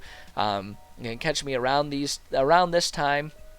This is about the time I'm usually ending, so take right now, go 2 hours prior. That's usually about when I start any given stream. Mondays, Wednesdays, Fridays are when I stream my writing process. Tuesdays and Thursdays I do stream video games just because I think it's fun. I'm not providing as much of value to people, but it's just fun. Right now I'm streaming Mass Effect, which is one of my favorite games ever. I just absolutely love it. I don't care how sucky I am at the game. I love the game so much. It's so much fun.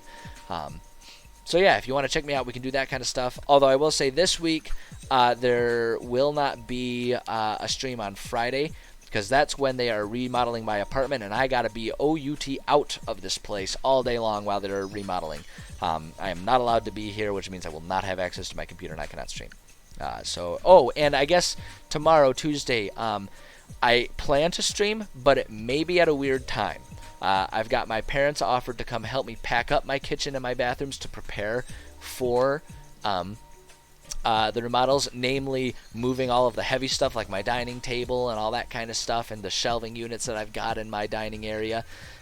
They're coming to help me do all that kind of stuff, and that may be at midday, so I may be a little later in streaming tomorrow on Tuesday. So if you're expecting me at the normal time to play Mass Effect, I apologize. It might be a little bit later. You can check and just pay attention for the notifications when that comes on, and you can find me at whenever I decide to start. I can't offer a promise. It'll be as close to the normal time as I can muster. But yeah, so that's coming up. So that's tomorrow. Wednesday and Thursday should be streaming normal times. Friday, no stream. Maybe streaming on Saturday. I might stream on Saturday to make up for missing Friday. We'll see how the weekend shakes out. I may be too busy just lying on the floor and basking in the glory of my new kitchen. I don't know. It'll be brand new to me then. And my kitty will be back with me on Saturday, and that'll make me very happy. So she and I might just be snuggling in the bathroom because there's new bathroom stuff. I don't know. Fuck it. Who knows what kind of weird-ass bullshit I'll come up with to do. But that's what I got. So thank you for everyone who's stuck with me live. Thank you for everyone who's sticking with the VOD at this point in time. As always, do me just one big favor. It's so easy to get wrapped up in all the negative news and be down and depressed. And if you're feeling down, I guarantee you most of the people around you are probably feeling the same way about the challenges that we all face day to day. So let's all just try and do each other a solid and go out there and try to make each other's days better. Right? I know that people being here makes my day better, and I'm going to do my best to pay that forward the rest of the day. Anyone I interact with, as simple as a small smile, telling a little joke, even if I'm feeling kind of down in the dumps, try and lift other people up. Let's lift each other up. Let's be good to each other, and let's just make the world a little bit better instead of just letting the world continue to get worse, right? Because I think there are plenty of things to be hopeful about in the world, but the most hopeful thing in the world is each other, right? The human experience is up to us. We can make people's experience with us good or bad. Let's choose to make it good. Because if we add good to the world, then the world will be better and we'll get more good in return. That's just how it works. So let's just do me a favor. Go out there and just try it for this afternoon. See what it does for you. That's my request. But with that, thank you for stopping by. I appreciate it. And I am definitely looking forward to seeing you all next time. Take care.